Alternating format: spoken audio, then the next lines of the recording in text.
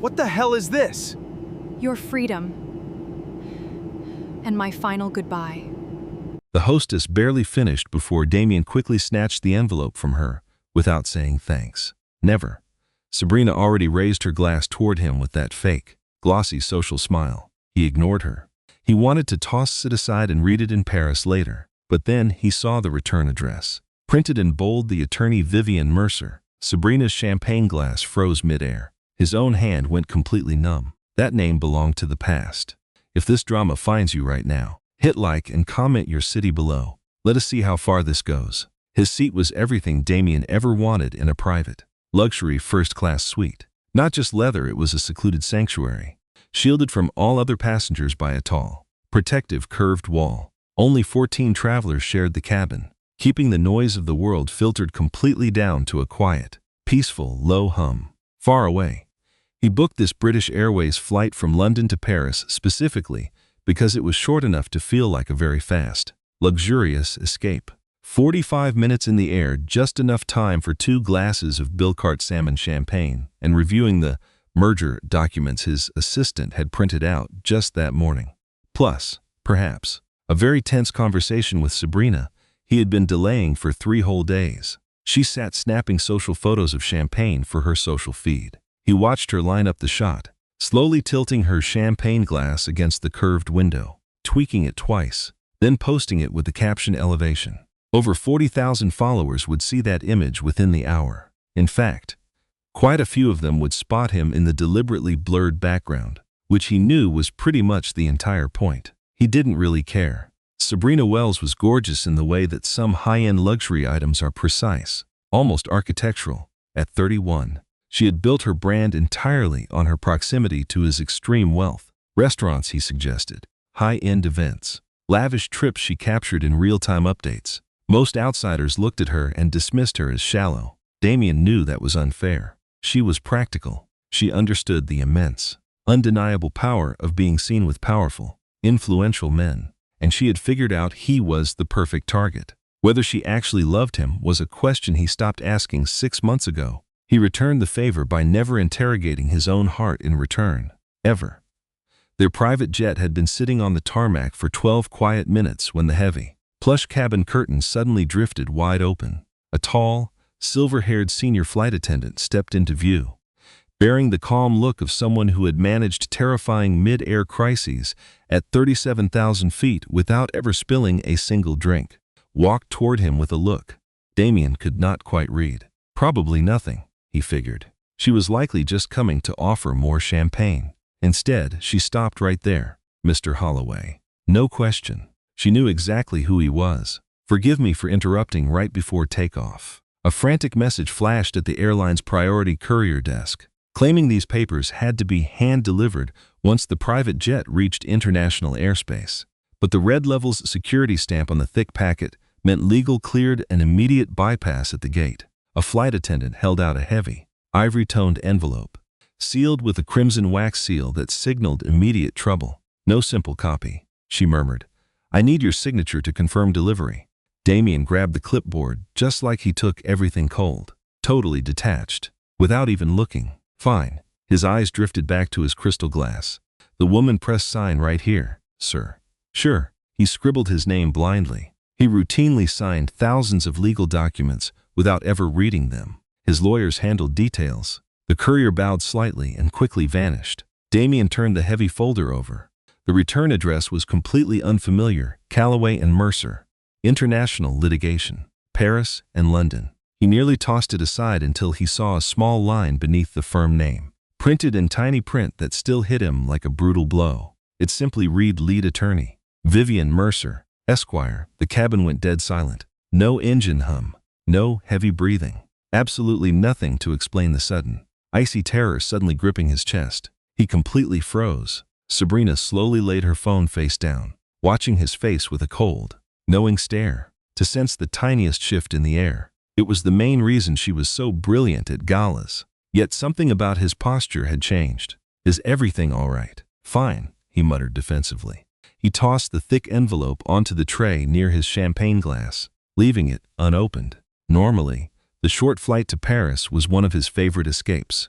Damien took this specific trip 6 or 7 times a year. He owned a beautiful place in the Marais that he kept locked for 3 weeks each spring and 2 weeks every autumn, choosing hotels for his other trips. He maintained a list of local bistros that remembered his exact order. Paris was a city he knew how to wear like a comfortable luxury coat. Something slipped on without a second thought. But today, those 45 minutes felt like an absolute eternity. He stared at the sealed package for a tense, silent moment before tearing it open. When his hands moved, he peeled back the edge slowly, as if handling something delicate that might easily break, which was completely out of character. Damien Holloway was never cautious with objects that had zero leverage over him. He was, however, incredibly cautious when they did. Inside was a thick stack of papers, 2 inches thick, completely tabbed and stamped. The cover sheet featured a bold title in sharp black letters. In the matter of Holloway versus Mercer, final judgment. Enforcement of international civil jurisdiction, England and Wales and the French Republic. Certified by the Royal Courts of Justice, London and the Tribunal of Paris. With shaking hands, he turned the first page. Only 3 paragraphs in, his jaw clenched. He clicked the 3rd tab, then the 7th, when Sabrina leaned right across the aisle to ask if they could share the cheese plate. He had scanned nearly 40 pages. His champagne glass sat completely untouched. Damien, not now. You have been staring at that for 20 minutes. I said not now. Sabrina, she pulled back. He heard her shift in her seat. The faint, rhythmic tapping of her fingernail against her plastic phone case. A nervous habit of hers, though she would never admit to being anxious. Anxious, he kept his eyes down. The file was terrifyingly thorough. That was the first detail he noticed, and the one he could not stop noticing. There was absolutely nothing sloppy here, nothing rushed. No tiny gap where a skilled hostile lawyer could find a seam to tear. Every exhibit was dated.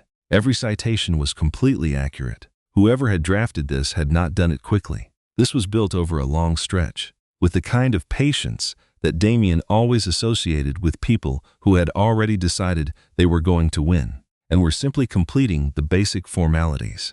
He scrolled to the section labeled Exhibit F. He knew what it was before he even finished reading the title. The offshore accounts. He shut the digital document and leaned back, outside the glass. The English Channel was out there somewhere beneath the cloud cover, hidden but absolutely there. He first met Vivian Mercer at a negotiation that was never supposed to did not involve him. He was only 26, just grinding as a junior acquisitions analyst at a property investment firm. She was 24, a brilliant young associate at a top-tier corporate law firm, brought in to shred a massive, complex contract her senior partner dumped on her desk Friday afternoon. He had theater tickets that night, dismissing the entire deal as minor, but she tore into it. She found 3 fatal clauses that exposed the client to ruin, total financial ruin. She flagged 2 critical drafting errors buried deep in the fine print. Then she calmly laid it out to a boardroom of men twice her age. Damien watched from the corner, mesmerized by her quiet, absolute confidence, feeling what he later called in secret pure, deeply unsettling awe. He asked her out. She replied that she never mixed work with pleasure. Weeks later, he tried again in a casual setting that was completely social. She paused, actually weighing the idea, analyzing the choice the way she analyzed everything, sitting in complete silence, staring past his shoulder, deeply lost in thought, before finally saying yes. They married 14 months later. What followed was a predictable tragedy, at least on the surface. He built an empire. She helped. The business exploded. Their marriage crumbled. He strayed. Then came divorce. Bullet points make it sound simple, but the reality underneath is never simple. Their company, a massive tech logistics giant named Holloway Meridian Group, started from a simple sketch Damien drew on a napkin at their table barely a year after their wedding. He had the grand vision, the raw drive, but he understood absolutely nothing about actual contracts or corporate regulations, compliance, patent protection, or the crucial bulletproof legal shield that separates the global giants from fragile tech startups that collapse under their own weight the moment a rival competitor decides to sue. Vivian personally mastered every single detail. She built their legal foundation herself, drafting ironclad agreements during sleepless nights and through grueling holiday weekends. Hiring an elite law firm would have destroyed their life savings. But Vivian knew corporate law inside out. So she did it. She handled their first 3 acquisitions, reviewing every crucial licensing agreement, managing all their complex privacy risks during their aggressive international expansion. Twice, yes. Twice she saved the whole company by drafting defenses against massive regulatory threats that would have surely triggered devastating fines and killed the company almost overnight. She built his entire empire unpaid, holding no official title, completely erased from any public records. She did it because she deeply believed in him. Her greatest mistake. Not the belief itself, really. Trusting your husband is never a crime. Her mistake was assuming blindly, without a single doubt, that his devotion was entirely mutual. It was not. Or maybe it had been once. Just long enough so when it died, the cold routine was already too deeply established to see clearly. You never notice the tide rising when you have been standing in it from start. By year 6, Holloway Meridian Group became the exact kind of powerhouse that got profiled in major glossies. Damien was the darling cover star. He gave packed keynote speeches everywhere, quoted constantly in major articles, on grit and global shipping tech. He loved boasting in those profiles about building everything from absolute scratch, preaching risk, vision, and raw guts to build. Yet Vivian was never mentioned once. Casting her aside was Damien's decision, though he carefully calculated the exit to make it look entirely mutual.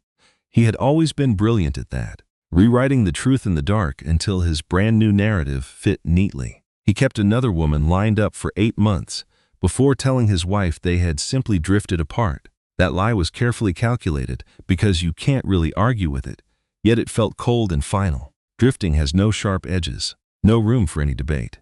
She just nodded, which shocked him, stunned him. Honestly, he had braced for a screaming match. Somewhere in his twisted mind, he wanted her to break down so he could play the victim and blame her for the end. Instead, she sat in absolute silence, asking only a few sharp questions about their assets, then said she would have her own lawyers review his settlement offer before signing anything. He mistook her calm for surrender. Only now did he realize it was calculation.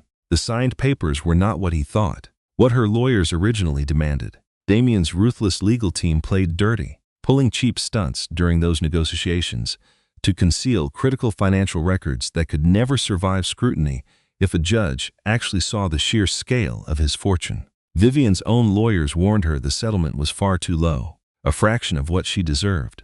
But battling a billionaire in court would drag on for years, draining what little money she had while his millions remained buried deep behind offshore shell companies. So she signed. Damien immediately moved on, spending the next 5 years expanding his empire, chasing massive deals and secret affairs, always telling himself whenever the memory of Vivian crossed his mind that he had been fair, generous even.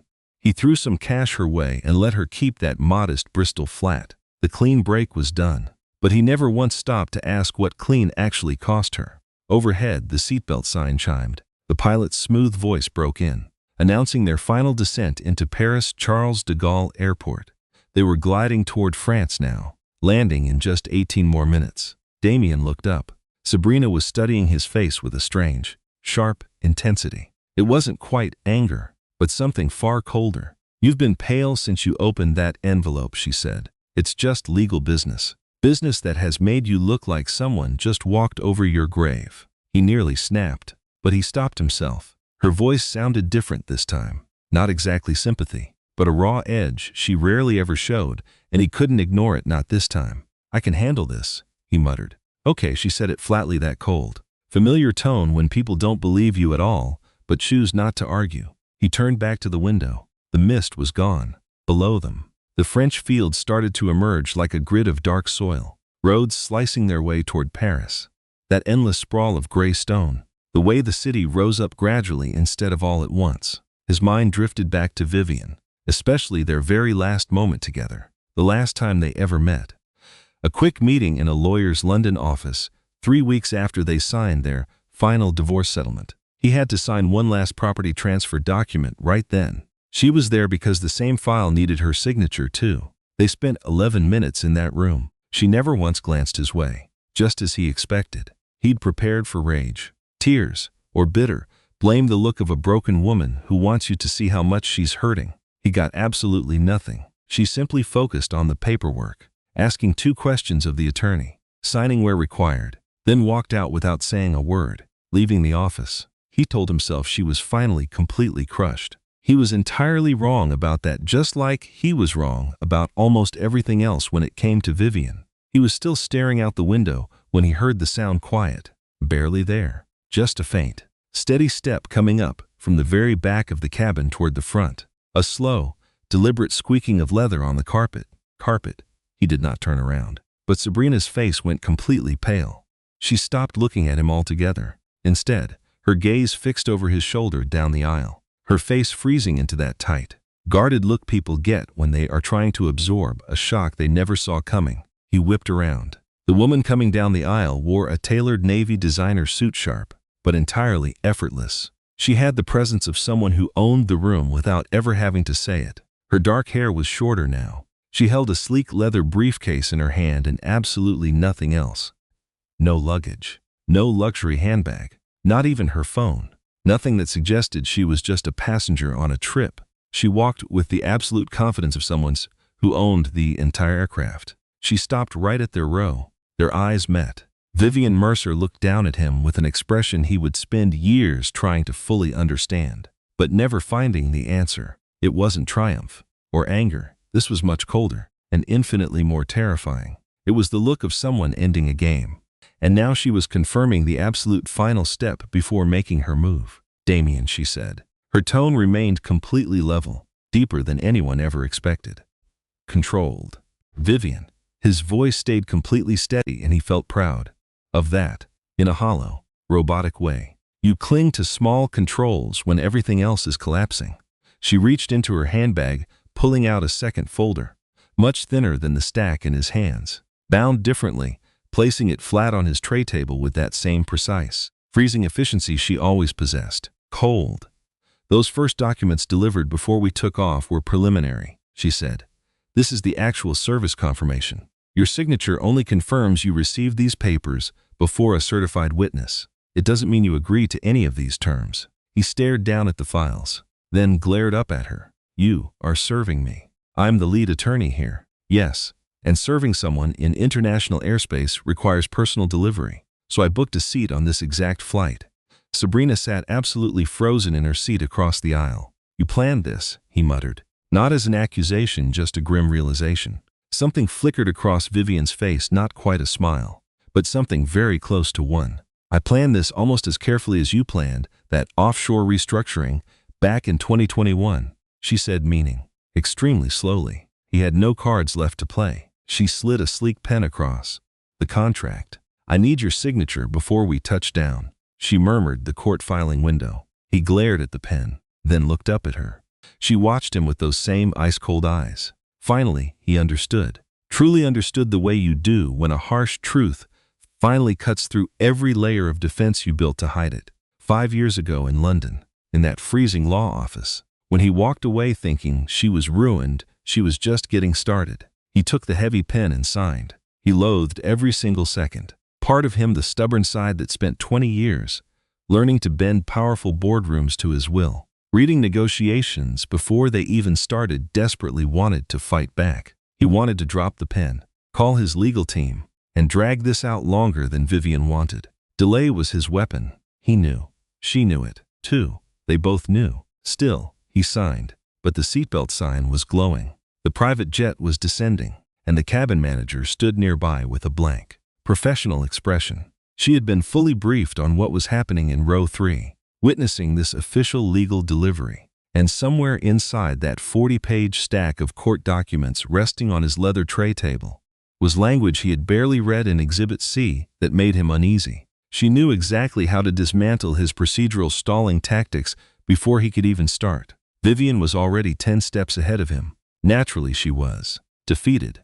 He signed and thrust the pen back without looking at her face. She calmly retrieved the signed paper, sliding it into her leather briefcase with that same quiet, effortless composure she always carried. Then clicked the polished lock shut and did something completely unexpected. She sat down, not in some far-off row in the back. There were no other empty seats there. She reached up and pressed the call button, waiting for the flight attendant to arrive before speaking softly. She asked to use the cabin jump seat for landing, remaining right here in the front cabin. The flight attendant nodded and hurried to the galley. Damien just stared. "You are in first class," he muttered. She had been sitting there since Heathrow, positioned right in seat 2A, boarding before anyone else. She placed her case gently on the floor, reaching up to loosen the top button of her tailored jacket. She did not remove the coat, only adjusted it the smallest concession to the dry, stale air inside the cabin. Then she leaned back against the partition with the calm confidence of someone who carried only as much tension in her bones as the situation actually demanded, which he realized, with a sudden wave of cold dread, was absolutely nothing. "You have been on this flight the whole time," he stammered. "Yes, even before I boarded." "Exactly." He processed this. Across the aisle, Sabrina stopped pretending to watch her screen. She stared at both of them with cold, lethal focus. She suddenly realized this trap she was sitting in was so much bigger than she ever could have imagined stepping onto this private jet.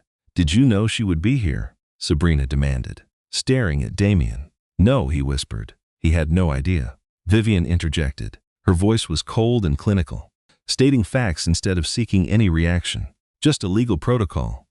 "A strategy. A strategy," Sabrina whispered, stunned. Her voice shook. "Serving these international legal papers in civil cases across borders requires hand delivery by the attorney in a space where legal jurisdiction is established." "Exactly. Flying through international airspace under a bilateral treaty between the United Kingdom and France satisfies strict jurisdictional rules that domestic courts simply cannot touch." Vivian paused. "I won't explain the law unless you really want me to. It takes 20 minutes. "She's a lawyer," Damien muttered to Sabrina, though she never asked. "I figured." Sabrina snapped. The descent continued as the clouds broke. Green patches of earth appeared, and, through the mist, late afternoon sun painted the French countryside at an angle that felt flat, golden, yet somehow strangely peaceful. Inside the cabin, a heavy silence fell for a long minute that was likely 45 seconds but felt like hours. Damien opened the thick document folder again, not because he actually wanted to read. He just needed to touch something, to occupy his shaking hands.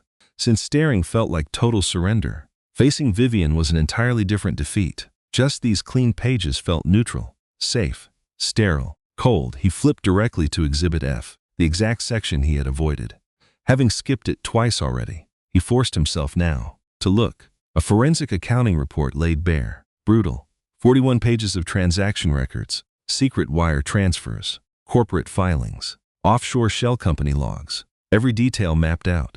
This specific document was the one that Damien knew required years, maybe 18 months to 3 years of work, from scratch. The evidence was buried far too deep to just end up here. You had to know exactly where to look, precisely where every piece was hidden, and how to connect the dots between shadow entities built to stay, completely separate from each other. Damien knew this because he paid the architects of these structures a fortune to make everything impossible to trace, bulletproof, or so he had assumed. He flipped to page 12 of Exhibit F. A flawless flowchart stared back, boxes, arrows, dummy corporations, showing every transaction, his entire network, laid bare in a readable format. Even now, he had to admit, it was a masterpiece. He recognized every single name, every phantom entity on that map, the offshore accounts, the pathways of every transaction. He had authorized everything. He couldn't wrap his mind around how she tracked it. He stared up. "Exhibit F," he muttered. Vivian was staring out the window. She turned back. "Yes. You found the offshore accounts. We mapped the entire offshore network," she said, "and I had help." "From who?" "Several people who used to work at Holloway Meridian Group between 2019 and 2022, and who were, for different reasons, no longer employed there by the time my investigation started." Cold dread gripped him. Former employees. 3 of them gave sworn statements. 2 handed over private files they had quietly kept. 1 provided both. She spoke so calmly. "None of them were hard to find. You were never very careful about who you crossed along the way." Damien, that was a massive structural weakness. He almost laughed. It wasn't funny, but it was just so classic Vivian. That signature cold analysis of a failure delivered with no real gloating, that some deeply buried part of him recognized it like an old familiar tune you haven't heard in years. But he didn't laugh. "Those offshore accounts were set up legally," he muttered. The setup was fully approved by Ashfield and Crane. Yes, I have their official letters. She reached into her briefcase without even looking and slid out files he hadn't even seen yet. They only reviewed that setup for tax compliance issues. Those were never reviewed for disclosure requirements under your marital settlement agreement. Signed in 2020, those are different rules. Damien stared down at the documents. That deal required absolute financial transparency, she added. And those offshore accounts were completely hidden. Whether those specific accounts themselves were set up legally is another matter from whether hiding them from the disclosure was fraud on the court. She placed the marked papers on his tray table next to the files. Page 6 of that section has the exact case law. You are enjoying this, he muttered. She stared at him for a moment. No, she answered softly. I am not. He searched her eyes, trying hard to spot a lie, but found nothing. Suddenly, the cabin manager walked back in from the galley with a cold bottle of water and handed it to Vivian, who took it with a quiet thank you that felt entirely genuine, not just automatic. Damien watched their brief exchange, noting the quiet warmth of the moment. The water bottle, their brief eye contact, the way Vivian slowly twisted open the cap and took a small, slow sip, and he felt, for reasons he could not fully explain, a sudden grief that had nothing to do with the legal papers clutched in his hands. Sabrina softly cleared her throat. Am I allowed to ask what is in those? She pointed toward the stack of papers on his tray table, speaking in a careful, guarded voice. The tone of a woman who decided that asking directly is far better than spinning a completely fake narrative around what she already suspected. Damien tried to interject. She has every right to ask, Vivian said, watching Sabrina with a sharp, calculating look, but not unkindly. You are looking at the real enforcement filing for their old divorce settlement from several years back. In 2020, the papers show that during the original talks, massive marital assets, valued at the time of filing at about 43 million British pounds, were kept hidden from disclosure, rushed straight into private structures to mask their link to Mr. Holloway himself. That massive sum hung heavy in the first-class cabin, changing the pressure. Sabrina sat in total silence for a long moment. 43 million, she whispered. That is a very conservative estimate, Vivian confirmed. Sabrina locked eyes with Damien. Her expression shifted. Not dramatically, she was never one for theater, but deep behind her gaze. Everything had radically changed. She was piecing it together, replaying years of subtle lies to find the truth at last. Conservative is right, Damien agreed. There are major assets we have not even uncovered yet. The trust accounts. Especially those charity fronts he used, we are tracing them with a specialist in Geneva. We expect the lawsuit to be updated completely within 60 days. You hired forensic investigators in Geneva. We found 2. The second is in Singapore because some secondary transfers were routed through accounts in the Cayman Islands, then straight into Southeast Asian holdings. Asia tracing that paper trail demanded highly specialized local expertise. Damien set the files down. He set them down the way someone discards something that has become physically toxic, cold and heavy. No slamming or throwing them, just leaving them on the dark wood before him, pulling his hands away as if the distance could somehow save him. It did not. How long? He whispered. The question was broken, but she understood his exact meaning anyway. Regardless, the active investigation started back in 2022, she said. Heavy prep work happened from 2020 to early 2022. All silent preparation, drafting the legal framework, establishing the international jurisdiction, finding your former key whistleblower. The actual investigation took about 2.5 years. 2.5 years. Meticulous, patient work, she said. Her voice held zero defensiveness. None.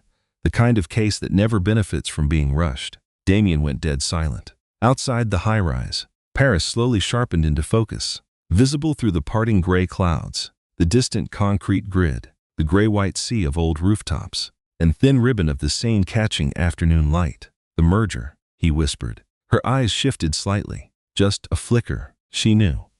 That merger your firm is chasing to seal with Kessler Group, he snapped. The one I spent 8 months building. He growled, the highly confidential one. He studied her cold face. The filing, the timing. You waited for this exact moment. She let the heavy silence stretch. The Kessler deal relies entirely on a spotless due diligence report, he muttered. If this hits the public record before we close, If their legal team spots an active lawsuit alleging 43 million in hidden, dirty assets, they will kill the deal, Vivian said, her voice completely flat. She held his gaze, just stating cold facts. Yes, that is why today my court filing and your deal crossed paths. I knew about both. She locked eyes with him. Let me be very clear. Damien, I did not do this to ruin your merger. I filed today because the legal window was open, and my legal ground was solid. Your deal's terrible timing is your problem, not mine. You scheduled your merger. I scheduled this lawsuit. So you knew about the merger. I knew because your own firm filed a preliminary public notice with the French regulators 6 weeks ago. It is a public document. She paused. You should have known I would track it down. You should have, but he did not. That was his trap, the vicious loop he kept falling back into. Obsessing over the exact split second you made that fatal wrong turn, long past the point where you can actually fix it. He should have known she would read it. He should have anticipated so many details about Vivian Mercer, details he completely failed to see. It was not even because he lacked intelligence. Far from it. He built a massive empire even if the foundation was mostly stolen from her. This blind spot was something else entirely. The truth was, at some point he could not quite pinpoint, he simply lost track of time. He stopped thinking of Vivian as someone who was still a threat in his world. He processed their divorce as a hard stop, a closed file, a finished chapter. In his mind, she was no longer a player on the board, just a ghost from his past. That arrogance was his biggest blind spot, and it cost him everything. Sabrina fell silent for several minutes. When she finally spoke, she did not look at Damien. She studied Vivian. You were married to him, she murmured. For 8 years, Vivian answered. And when you got divorced, he hid his money. He hid those assets during the settlement, yes. Sabrina let those words sink in. She looked dazed, like she was recalculating a problem she never expected to face on a Tuesday afternoon. I have been with him 14 months, Sabrina whispered. I know, Vivian said. Sabrina turned to Damien. He tried empty. There was absolutely nothing left to say. Sabrina asked, was there anyone else during all the years they had spent together? That is not, he stammered. I am asking you directly. The cabin fell dead silent. 3 rows back, a keyboard clicked. That was the only sound. This has nothing to do with Damien. Her voice remained terrifyingly calm. I am asking you a very direct question, and I demand an honest answer right now. He stared. 14 months. He had been pretty careful, usually. That deal in Frankfurt meant a woman for almost 6 weeks, just a business contact, who quickly became much more than a contact. And he ended the whole thing before it became too messy. Or so he had convinced himself, before the situation got entirely out of hand. To himself, he swore she never knew. He decided that it did not matter. So he kept quiet. Sabrina turned away, looking straight ahead at the empty seat before her. Okay, she muttered, the exact same hollow word from before. Hours earlier in the flight, a word that meant I see it now. I know exactly what you are hiding from me. Vivian watched everything in perfect silence, never interfering or showing even a hint of triumph. Damien found her restraint almost more agonizing than an actual smug look. Some smug pleasure would have given him a target to fight.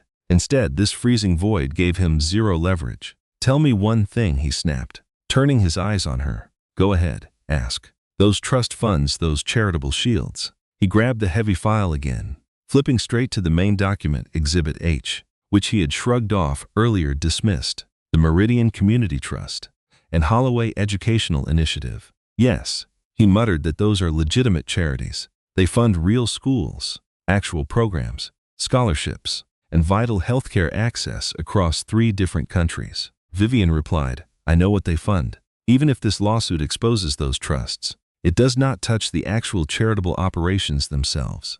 She explained, the lawsuit targets the way those foundations were funded, and if specific millions funneled through those legal vehicles were meant to hide wealth from the divorce settlement, the actual charities they support remain completely safe from any legal action. She paused. I made sure of that. He stared at her.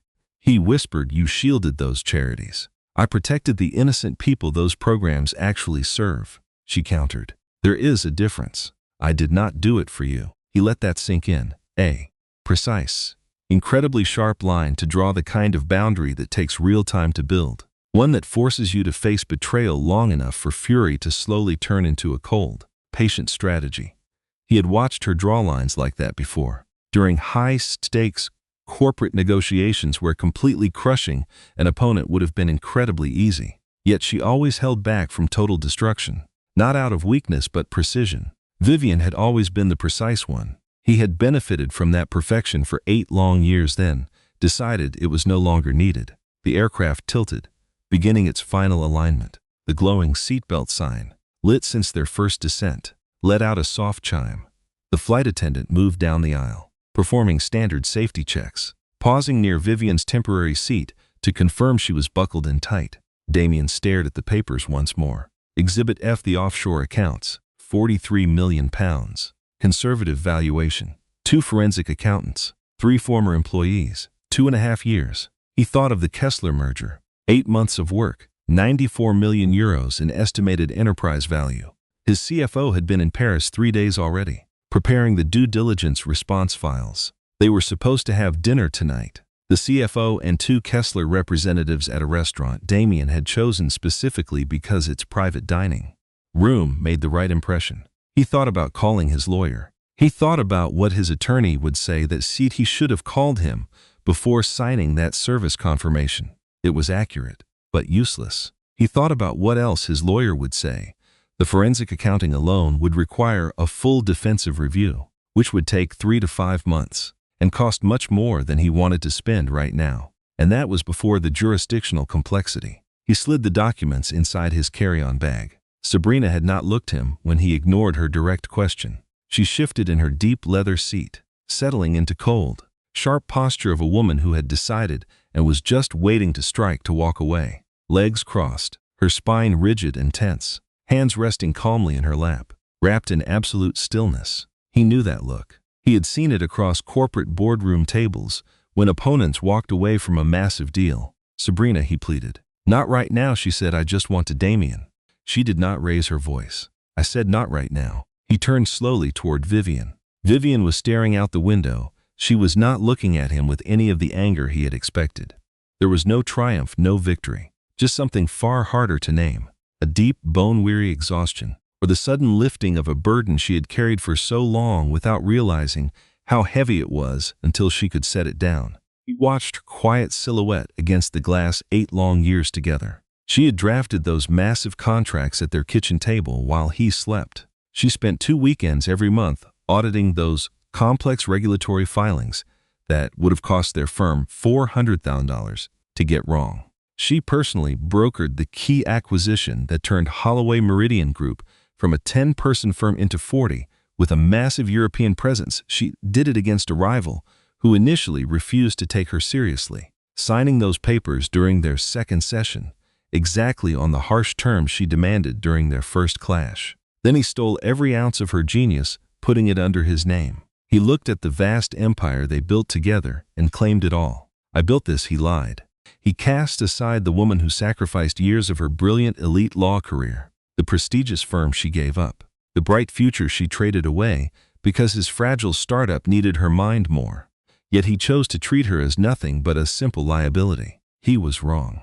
Dead wrong, the way arrogant men underestimate the very foundation of their wealth, blind to the cracks, until the entire glass tower shatters on the pavement below. "Vivian," he whispered. She held her bump, turning from the glass. "Those hidden Singapore accounts," he whispered. "The secret transfers." He trembled. "How much did you really find?" She held his desperate gaze completely calm. "Everything," she said. Outside, the airport runway lights flickered below the private jet, those amber lines of Charles de Gaulle cutting through the gray fog. The tires slammed onto the concrete with a violent shock, marking the end of their tense flight, the moment gravity finally caught up with them. And the cabin filled with the roar of reverse thrusters slowing them. The brutal deceleration. Damien sank back. He had 48 hours, maybe less, before the petition hit the public databases his corporate legal team monitored. His critical CFO dinner was in 4 hours. The Kessler representatives were already waiting in Paris. Yet none of that actually weighed heaviest on him now. The real suffocating shame crushing his chest was a simple number 2.5. That was how long she spent preparing this. 2 years of quiet, meticulous effort, partnering with forensic investigators, accountants across 2 countries, plus former employees with deep, bitter grievances, and elite international financial fraud lawyers. Every shred of evidence pointed in one direction, straight toward this exact moment she engineered. At 37,000 feet, he spent those same 2 years never once thinking of her. That cold imbalance cut him deeper than any massive lawsuit. Not because it meant she won and he lost, though that was painfully obvious now, but because while he lived the lavish life he built, his apartment in the Marais, boardrooms, and glamorous keynote speeches about grand visions and building empires from nothing, she did the quiet, brutal work of real accountability, truth, just like she always did. The jet taxied toward the terminal. Around them, other first-class travelers stood to leave. Home cell phones buzzed back online. Luxury bags were grabbed, and jackets smoothed out. Just the routine of landing. Sabrina unclicked her seatbelt the moment the chime sounded.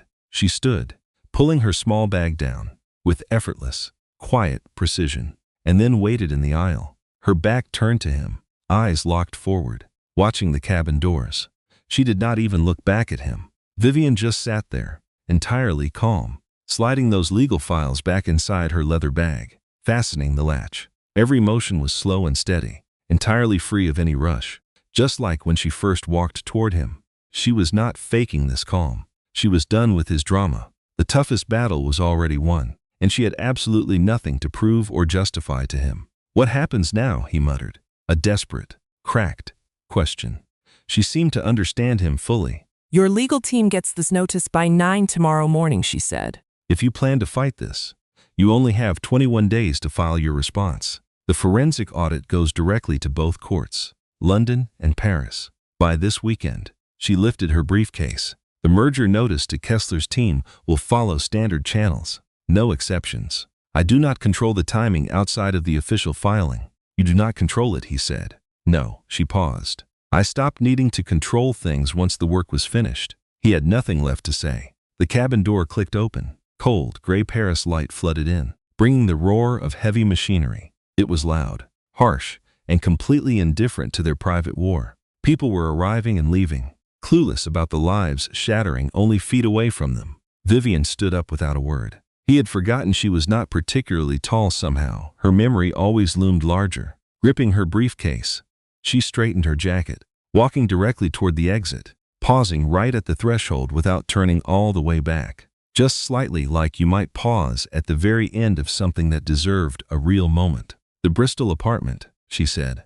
"Our settlement gave you the explicit right to buy out my share within 5 years. That window closes in exactly 11 days. He just stared. "I am telling you this as a professional courtesy," she added, "not as anything else." Then she stepped off the aircraft, straight into the cold Paris light. Her footsteps were perfectly measured. Then she was gone. The busy terminal at Charles de Gaulle had that bleak quality of all massive airport hubs during the chilly late afternoon. It was a sterile, empty limbo, neither here nor there, packed with people rushing with urgent purpose through a space that itself had none. Damien walked through the crowd with his leather bag slung over one shoulder, those signed papers tucked securely inside, alongside the heavy knowledge that had settled into a solid, crushing physical weight tight behind his chest. Knowing that the next 72 hours would demand some ruthless damage control he had not faced in years. He never saw Vivian again in that crowded terminal. She walked fast, knowing exactly where she was headed, and by the time he finally stepped off the jetway, she was already gone from the arrivals corridor, vanished directly into the surging traffic outside the airport doors. Just one more traveler with a briefcase and a destination. Sabrina stood ahead of him, nearly 30 feet away. He could see the tense set of her shoulders. She dragged her suitcase across the polished terminal floor, pouring far too much anger into every step. She absolutely refused to wait for him at the gate. She did not even look back once, walking with the frantic energy of someone who had to keep moving forward right now. Standing still meant facing the truth, a brutal reality she was not ready to handle inside a crowded airport terminal. Not now. Damien understood that feeling. He wasn't ready for the fallout either. He kept 30 feet of distance, then his phone vibrated hard against his palm. The second his boots hit the terminal carpet, before he even reached passport control, he had 17 missed alerts waiting emails, frantic calls from Marcus, his CFO, and urgent ones from his lawyer, Roland Fitch, plus a message from an unlisted number he did not recognize. He checked the voicemail while shuffling forward in the painfully slow European Union line. A reporter from the Financial Times had already heard the leak and wanted a quick statement before 6 p.m. Damien stared blankly down at the screen. He recognized the name on that alert. Paul Renwick. Damien knew his work well. Renwick covered major high-profile corporate lawsuits and international fraud for the Financial Times European desk. The man was relentless, thorough, and never interested in giving his targets any room for friendly spin. Someone had leaked the story. The filed lawsuit was not public yet. Court processing took at the very least 12 hours to clear, but someone had already tipped him off. A court clerk, a rogue paralegal, someone with direct access to the files who watched the paperwork clear the system and made that phone call. Or maybe Vivian's law firm issued a statement. That thought made his chest tighten. If she would actually pull the trigger. He pictured her face on that flight. No big scene. No theatrical drama. She had probably stayed completely silent. Still, he had to be absolutely sure. He immediately dialed Roland Fitch. Fitch picked up on the second ring. The attorney was already waiting for him. "Tell me you have not spoken to anyone." Fitch snapped, skipping any greeting entirely. Damien muttered that he had not. "The court filing is real. Fitch warned my Paris team just pulled every document from the legal database. The petition went through at 2:40 local time, right while you were still flying." "I know. She served me on the plane." Silence fell. "She served you there?" "Yes, in person. The cabin manager was the witness. She even had another lawyer on board, just waiting right there for me." "Good Lord," Fitch muttered easily, the most emotional reaction Damien had ever heard from him. Roland Fitch simply did not show emotion. At 61, he had practiced international corporate law for 35 long years. He had developed the cold, unshakable attitude of someone who had witnessed every tragedy in human history and found them highly interesting legally but completely unremarkable. "Okay, where are you right now?" "At CDG Passport Control. Do not talk to anyone. Not Marcus. Not your board members or anyone at Kessler, especially a certain pushy journalist named Renwick, who probably already tried calling. He left a message. Do not reply. Do not let anyone on your team respond. I need to review the entire lawsuit before our next move. We need a serious conversation. Find me a quiet corner where we can talk without being watched." Total silence. "Just how bad is it? Give me the brutal truth." Damien hesitated. "Exhibit F is terrifyingly thorough," he muttered. "The whole offshore setup is completely mapped. They have files I never thought even still existed." "What kind of proof?" "Wire transfer logs, corporate filings across 3 different jurisdictions, and witness statements from former employees. At least 3 of them." A suffocating silence filled the line. "Which employees?" Fitch demanded. Names were already racing through Damien's head. He kept tracking them while opening Exhibit F during his flight, running through every sudden departure and the ugly terms of their exits. Who walked away satisfied, and who left nursing grudges and carrying dangerous knowledge just waiting to destroy them. Ruined. The exact names surfaced quickly. Deep down, he always knew. He just spent years pretending that without Vivian's sharp legal mind to piece everything together, their secrets were totally useless. That was an incredibly dangerous form of wishful thinking. "You must study the witness statements much closer," he warned. "I only had time to skim them flying here. Head straight to your hotel. I am on the 7:15 from Heathrow. I will be at the Georgia suite by 10. Do not touch those folders again until I get there. I have to handle Marcus first. And the dinner. We must cancel it. Calling off that dinner right now without Kessler's legal team will demand answers." Damien, her voice was chillingly quiet. "Cancel the dinner. Tell Marcus there is an urgent legal emergency to handle, and you will reschedule very soon. No details. Kessler's legal team will find that divorce petition in public records within 24 hours. Your only defense right now is getting your defense ready before they call you. Cancel that dinner." So he canceled it. He messaged Marcus while standing in the passport line, keeping it brief. "Family emergency. Must reschedule. Will explain tomorrow." It wasn't entirely a lie, considering a bitter divorce filing after 8 years of marriage was indeed a total crisis. Marcus texted back 2 minutes later. "Understood. The Kessler team is furious. Is everything okay?" He ignored the message.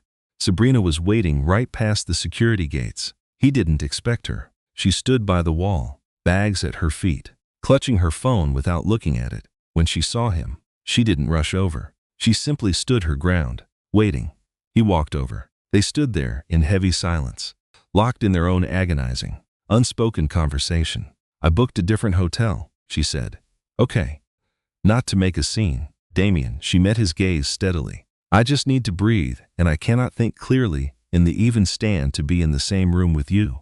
That is fair. I am not asking for permission. Of course. I know." He stopped. "I know." She studied his face, her expression completely unreadable, but heavy with unspoken pain, neither hostile nor forgiving, stuck in the complicated, painful gray area of a woman who is not entirely sure what she is specifically angry about just yet. She was just waiting for her rage to form. "That Frankfurt woman," she noted. "You constantly underestimated her. You really did. Always, but not deliberately. Just reflexively, the way you underestimate a cold room's actual temperature. At least until you start shivering in the cold. You watched her photograph champagne flutes for 43,000 followers and decided that was the whole story." "Yes," he admitted. She absorbed this without flinching even once. "How long ago?" "It was over 8 months ago." It was brief. She repeated the word without any emotion, only confirming she had heard the claim. "Sabrina, please, don't." She grabbed her bag. "I am not going to have this conversation in an airport. I am not doing this tonight. I don't even know when I will face it, or if I ever will." She adjusted her leather strap. "I need you to give me some space to figure out what I actually think about these last 14 months now that I have more facts than I had this morning." "That's fair," he muttered. "It's not about fair," she snapped. "I am not trying to be that. This is just what I need." She walked out. He watched her disappear through Charles de Gaulle arrivals terminal, past the sea of drivers holding up cardboard signs, past a loud family reunion gathering near the exit doors, and straight through the sliding glass doors out into the gray November afternoon. Her taxi was already waiting at the curb.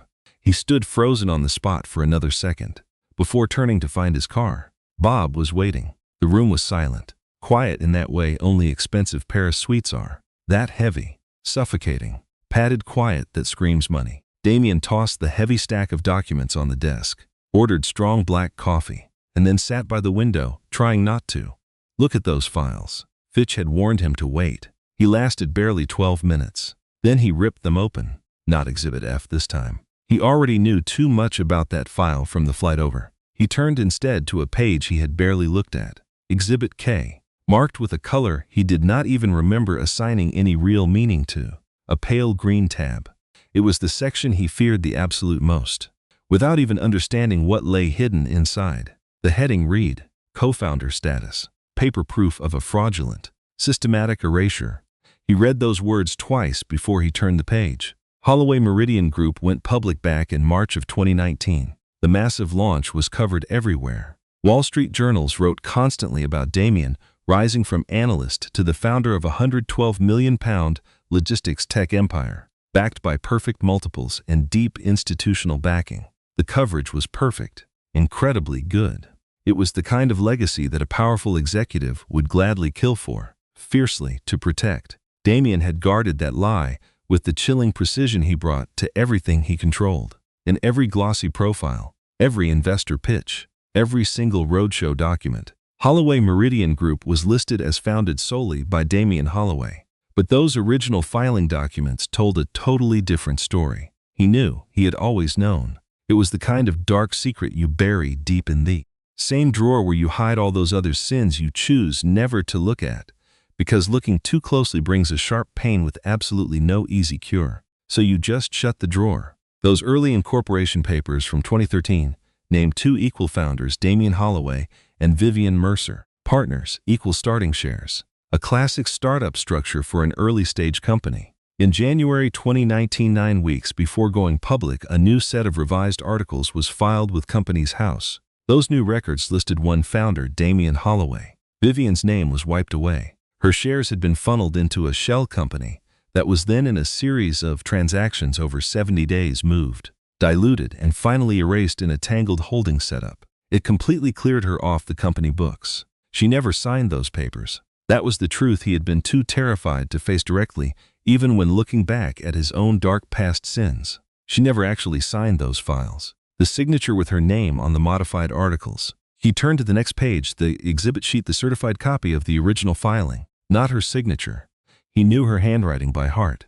He had watched her sign thousands of documents over 8 years. The sharp curve of her letter V, the way her letter M drifted into the E of Mercer, that slight rightward slant of her lowercase letters. The ink on these forged pages was close. Someone had been careful, but it was not hers. He knew for sure because he was right there when they drew it up.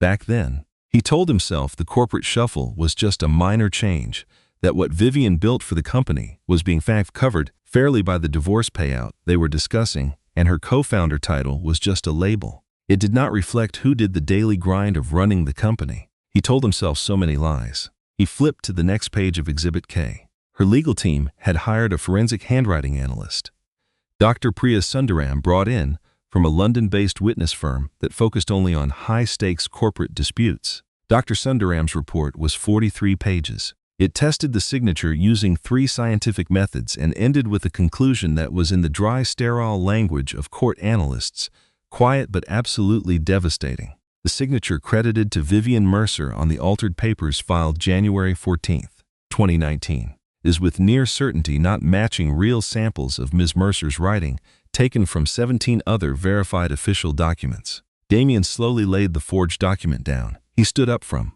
his massive mahogany desk and walked to the window. Late November in Paris always had a certain type of light, cloudy, quiet, and incredibly soft. A cold gray that did not feel heavy so much as brutally honest. No shadows, no sharp lines. Everything laid bare exactly as it was. He remembered that morning in January 2019.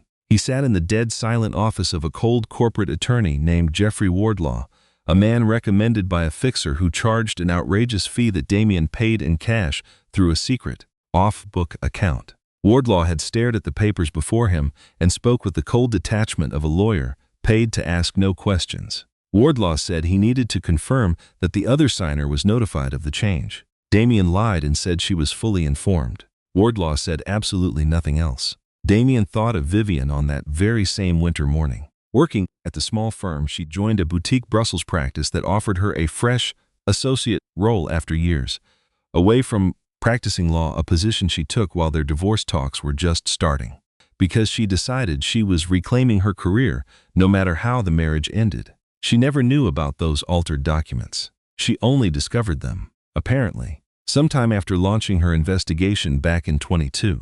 Finding the truth and spending months building a mountain of proof to confirm what she already knew was true. Damien stood by that window for hours. Finally, Roland Fitch arrived at 10:14, running slightly late, carrying his leather briefcase and wearing the tense look of a man who had read a raw, brutal tally of the wreckage. He arrived to dissect the fallout with the actual man responsible. Damien ordered dinner, a reflex honed over decades of brutal, late-night crises. He knew deciding things on an empty stomach was incredibly dangerous. Eat first. Yet the silver room service cart sat untouched between them. Neither man could swallow a single bite. Fitch claimed the heavy desk. Damien sank deep into the leather armchair near the window. The folders lay between them. My London and Paris associates have already run a quick, high-level first pass, Fitch said. I need to dissect every detail of the structure. But first comes the truly brutal part. Straight answers are what I need now. No corporate spin, just the absolute truth. Ask me. Exhibit K, the amended articles. Damien remained silent. Was that signature actually forged? Fitch asked. A beat. Yes, Damien muttered. Fitch absorbed the massive blow with a strange, eerie calm. The familiar armor Damien had watched for years. He took the absolute heaviest hits without ever flinching. Not because he ignored the danger, but his brain was already busy mapping out the entire catastrophe before the shock registered. Quietly. Who drew up these legal papers? Fitch asked. A lawyer named Jeffrey Wardlaw. He stopped practicing and retired back in 2021. Can we find him? I have no clue. We absolutely have to find him. Fitch jotted down a note. Who signed the document? That is a question I cannot answer right now. Fitch stared him down. Roland. Damien sighed deeply. I know what you need. But there are things I must weigh first before I give you more answers to these questions, even to you. Damien, if you were in that room when the signature on that filing was forged, we are no longer looking at civil. This is a criminal offense. The line between beating this lawsuit and keeping you out of prison is razor thin. That changes what I can legally do to help you right now. A heavy silence settled between them. I understand, Damien said. Do you? Yes. Damien looked at his lawyer. Give me 24 hours. You have 21 days for the civil response. But the criminal side will quickly trigger a massive serious fraud office case if Calloway and Mercer push for it. They might have already. And I cannot track that on public records. 24 hours is almost no time. I understand that too. Fitch watched him for a quiet second, then unzipped his leather briefcase and said, let us look at what we know and what we can actually handle. We will skip anything you are not ready to face or answer just yet. They worked until 2 in the morning.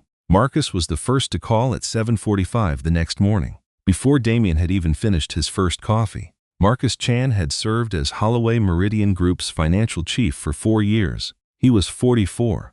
Marcus was usually a machine, a sharp financial officer who effortlessly handled both the brutal technical details of a complex deal and the toxic boardroom politics surrounding it all without ever breaking a sweat. Nothing ever broke him. But right now his voice on the line sounded shaken. Kessler's legal team called at 7 this morning, Marcus warned.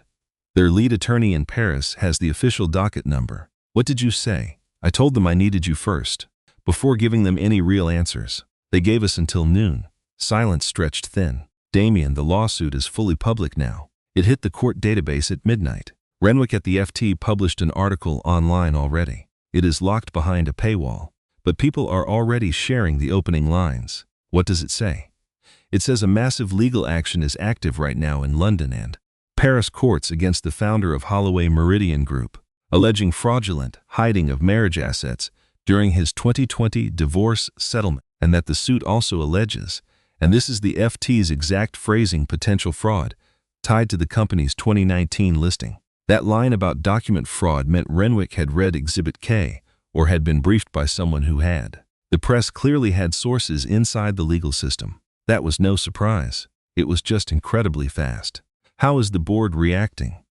Damien asked. I have had 3 calls from board members this morning. Philip Ashworth called twice. Catherine Moore sent an email demanding an emergency board session. Philip Ashworth ruled the board.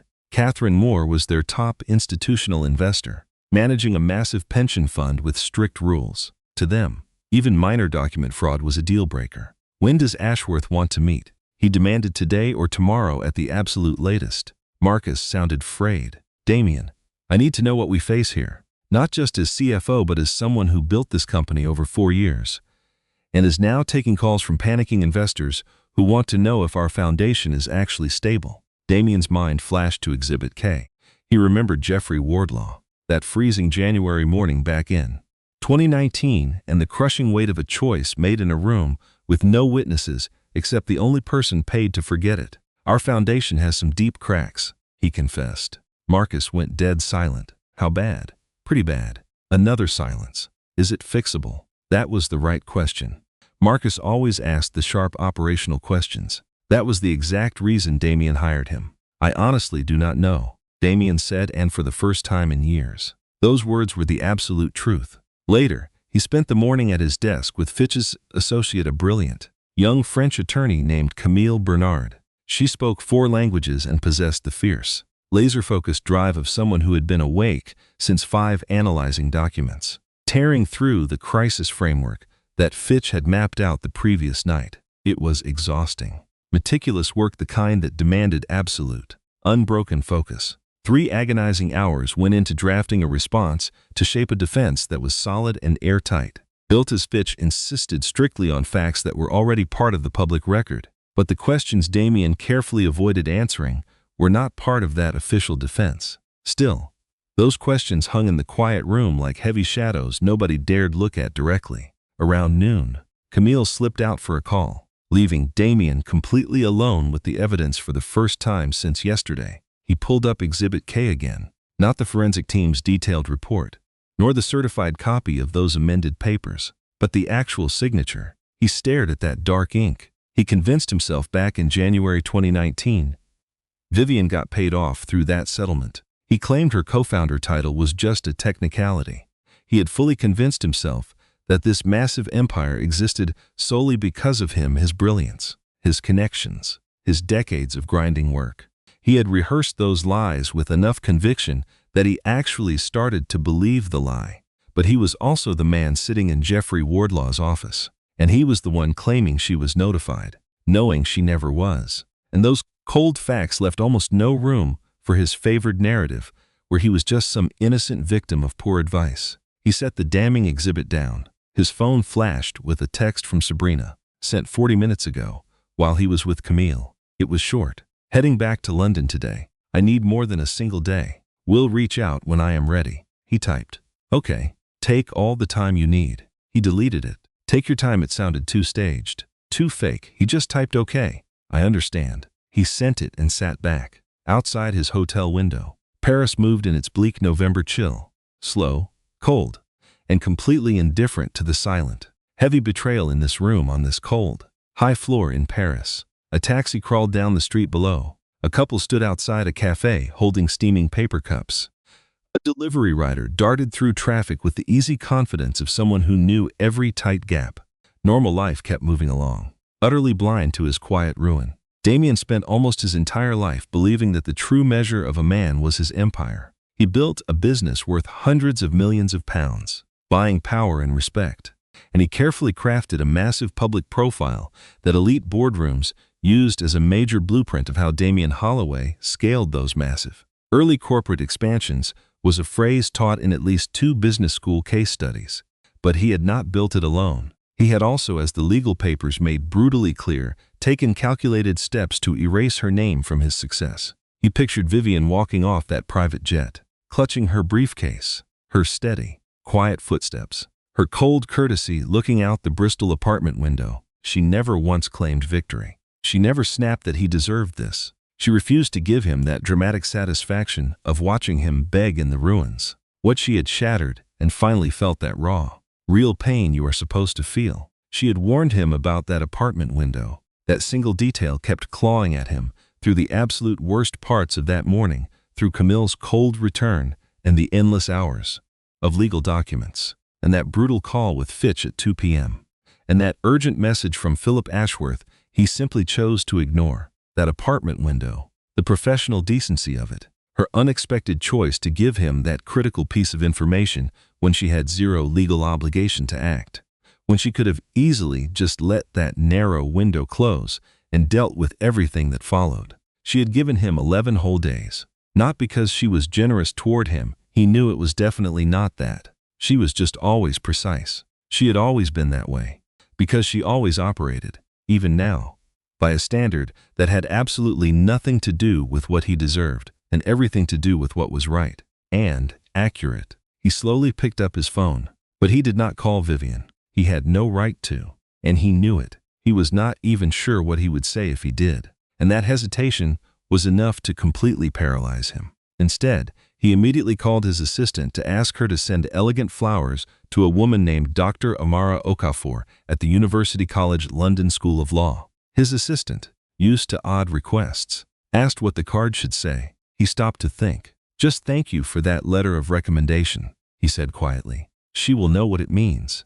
Dr. Okafor had drafted Vivian's law school recommendation letter exactly 11 years ago. It was a flawless letter. He recalled it resting on the kitchen table back when they shared that same table, back when their marriage had a real shot at making things work out.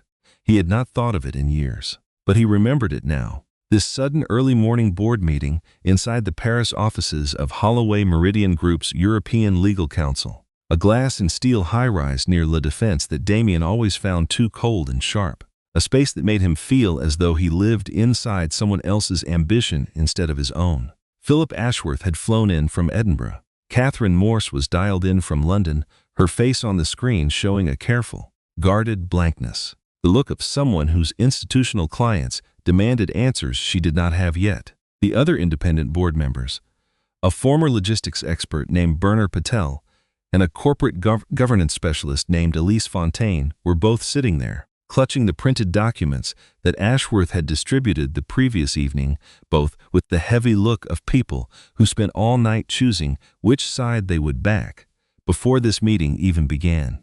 Damien walked in Fitch right beside him, with only 4 hours of sleep and a shower, dressed with far more deliberate care than he ever gave to board meetings. Not that he believed it would actually alter his fate, but because the alternative was showing up completely broken by it, and he simply was not ready for that.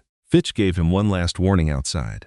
Let them take the lead. Do not explain anything. Never fill the quiet. Only answer what they demand and absolutely nothing more. Damien sat down. Ashworth skipped the usual polite greetings. He was 70 years old, Scottish, having chaired 4 massive corporate boards during his long career, and carrying the heavy weight of a survivor of battles far bloodier than this, walking away from each one without ever cracking under pressure or showing weakness. Damien highly respected him. Today, that quiet composure felt more terrifying than explosive anger ever could. Ashworth spoke up first. You read the filing. Not a question. Yes. The Exhibit K claim. Specifically. Yes. I need you to tell me before we proceed whether the central accusation in Exhibit K, that the signature on those 2019 amended documents was never actually signed by Vivian Mercer, is indeed true. The boardroom fell dead silent. Damien glanced at Fitch. His counsel offered no help.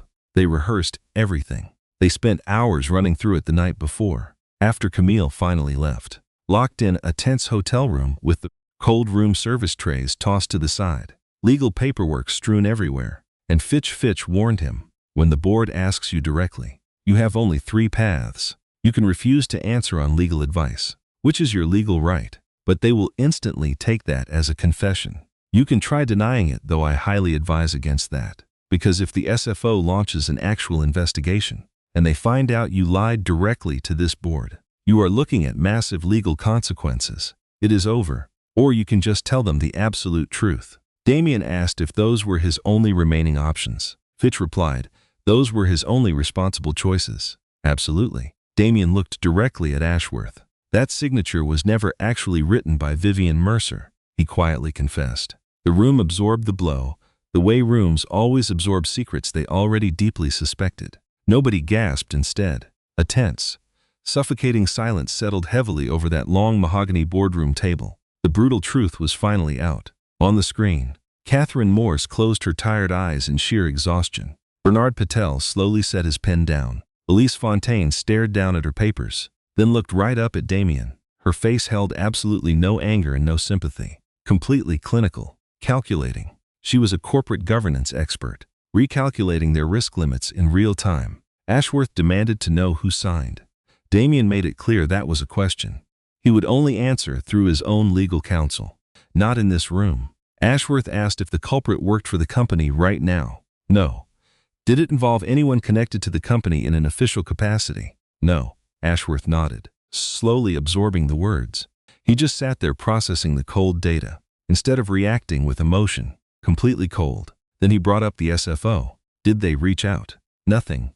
Yet. Fitch, what is your assessment of the likelihood and the actual timeline? Fitch spoke for 4 long minutes. His words were heavy and brutally honest, typical of a lawyer who knows false reassurance to a board only creates more liability. A probe by the Serious Fraud Office was highly probable, almost guaranteed, given the Exhibit K files and Financial Times headlines. Predicting any timeline was impossible. Those civil lawsuits and the looming criminal charges, separate battles that could advance together or in sequence, depending on which target the regulators chose to strike first. Bernard Patella asked 2 sharp questions about the firm's insurance liability and the protective exit clauses in Damien's executive contract. They were the right strategic moves, and Fitch answered cleanly. Catherine Morse asked a single question aimed straight at Damien, not at Fitch. Did Marcus know? No, Damien replied flatly. Marcus has been completely clean from the start. He joined us back in 2020. This mess predates his time. She nodded. I am recommending to the board that we hire independent legal counsel to represent the company separately from Mr. Holloway's personal representation, effective immediately. A reasonable precaution, Fitch agreed before Damien could respond. Damien remained silent. He just sat in that cold steel room, just let it happen. It was the exact corporate nightmare he built an empire to avoid. Now he had absolutely nothing left now. The board reacted with the usual self-preservation instinct of any massive firm that suddenly realizes the ground under its feet is no longer solid. In their shoes, Damien would have done the exact same thing. He had crushed others during those brutal years of backroom warfare, never once feeling a shred of guilt about it back then. That brutal board meeting dragged on for almost 3 grueling hours. Then Ashworth walked Damien toward the elevator. Just the 2 of them. Fitch was cornered in a private huddle with Elise Fontaine regarding the independent counsel selection process. Near the elevator, Ashworth stopped. "You built something real," Ashworth said. Damien looked at him. "The company is real. The tech is real. The client partnerships are entirely real." Ashworth spoke entirely without warmth. But there was no malice, just cold precision, the same way he handled everything. "Whatever happened back in 2019, this company we built is real. I want you to know I remember." "I appreciate that," Damien said, and meant it. "I also need you to understand," Ashworth continued, "that the board's first duty is to this company and its shareholders, never to you personally. If the independent investigation or regulatory process demands an immediate change in our top leadership to protect the firm and its stability, I will absolutely act on it." "A recommendation?" Damien nodded. "I know you will." Ashworth studied him for 1/10 second. "Get a serious, top-tier criminal defense specialist," he warned. "Fitch is fine for civil cases, but you need someone who truly lives for heavy fraud cases." He was already dialing. Ashworth gave a stiff nod. Walking back to the boardroom as the elevator arrived, Damien stepped inside. "Give me the status report," he called Marcus. Marcus answered on the very first ring. He was definitely waiting. "I just stepped out of that intense boardroom meeting." Damien muttered, "How bad?" "They are bringing in outside counsel for the entire firm, completely separate from mine or yours." Total silence. "A massive firewall," Marcus muttered. "Yes, it is the smart play. I want you cooperating with them completely and fully. Hand over whatever they need, and do not run anything through my office." "Understood." Marcus spoke in a whisper. "Damien, can you actually protect your position as our active CEO through this brutal storm?" Nobody else here had the guts to ask a question like that. Ashworth had only danced around the real issue. The rest of the board only whispered. But Marcus, with 4 hard years of blood and sweat poured into this place, needed a straight answer right now. So he asked him point blank. "I honestly do not know," Damien admitted. Not reassuring. "No, it really is not." He watched Paris blur past his rain-slicked car window. "I need you to keep managing things quietly. The daily operations, just as if I am already gone. For good. You pretty much run the show anyway. Just do not let the Kessler deal tank. Save it. They might still be open to rewriting the timeline depending on how the lawsuit unfolds." "Do you really think we can save it?" "We have maybe a 30% shot at surviving, but only if the civil lawsuit wraps up without actual criminal charges. If the SFO starts a formal probe, Kessler walks, and we are finished." 30%, Marcus mumbled. Damien sighed. "I am only being realistic, not hopeful." Dead silence fell. "You have never been this blunt with me. Normally you tell me we have it handled. Usually, I actually believe we do," Damien said. "But now, I am trying something completely different." He could hear Marcus digesting the brutal truth. That easy confidence was gone. The effortless reassurance Damien always brought to tight spots. That calm voice making everyone believe the brewing disaster was far smaller than they actually feared. "So what do you need?" Marcus asked. "Keep the firm running. Keep everyone steady. Never let them see you sweat, even if you are completely terrified." "I am not panicking," Marcus retorted. "I am just being extremely cautious, which is very different." "I know. That is precisely why you are here." The line went dead. He never intended to call Vivian. He kept reminding himself on the drive back to the hotel. Reaching out served absolutely zero strategic purpose, and Fitch would almost certainly advise against it. Any word he muttered now could easily be used against him later, bound directly to the ongoing lawsuit battle. Damien knew the crushing risks. He ignored every single warning sign, like a checklist you only scan when your mind is already made. Up to sabotage everything. He pressed dial. She picked up on 3. Her tone was flat, utterly neutral, and freezing, the voice of someone who saw his name flash on screen and braced her heart before even picking up. "Damien, I know I shouldn't be calling you. Your attorneys would surely warn you," she said.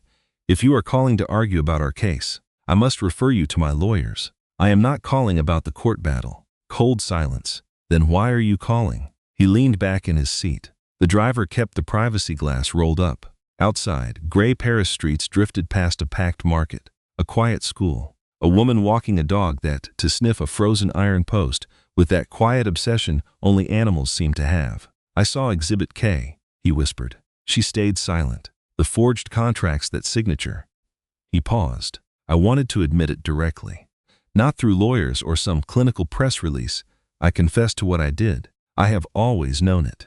I told myself a lie that felt so much easier than the truth, and even while lying to my own soul, I knew it was just a coward's way out of my actual choices. A suffocating silence stretched across the line.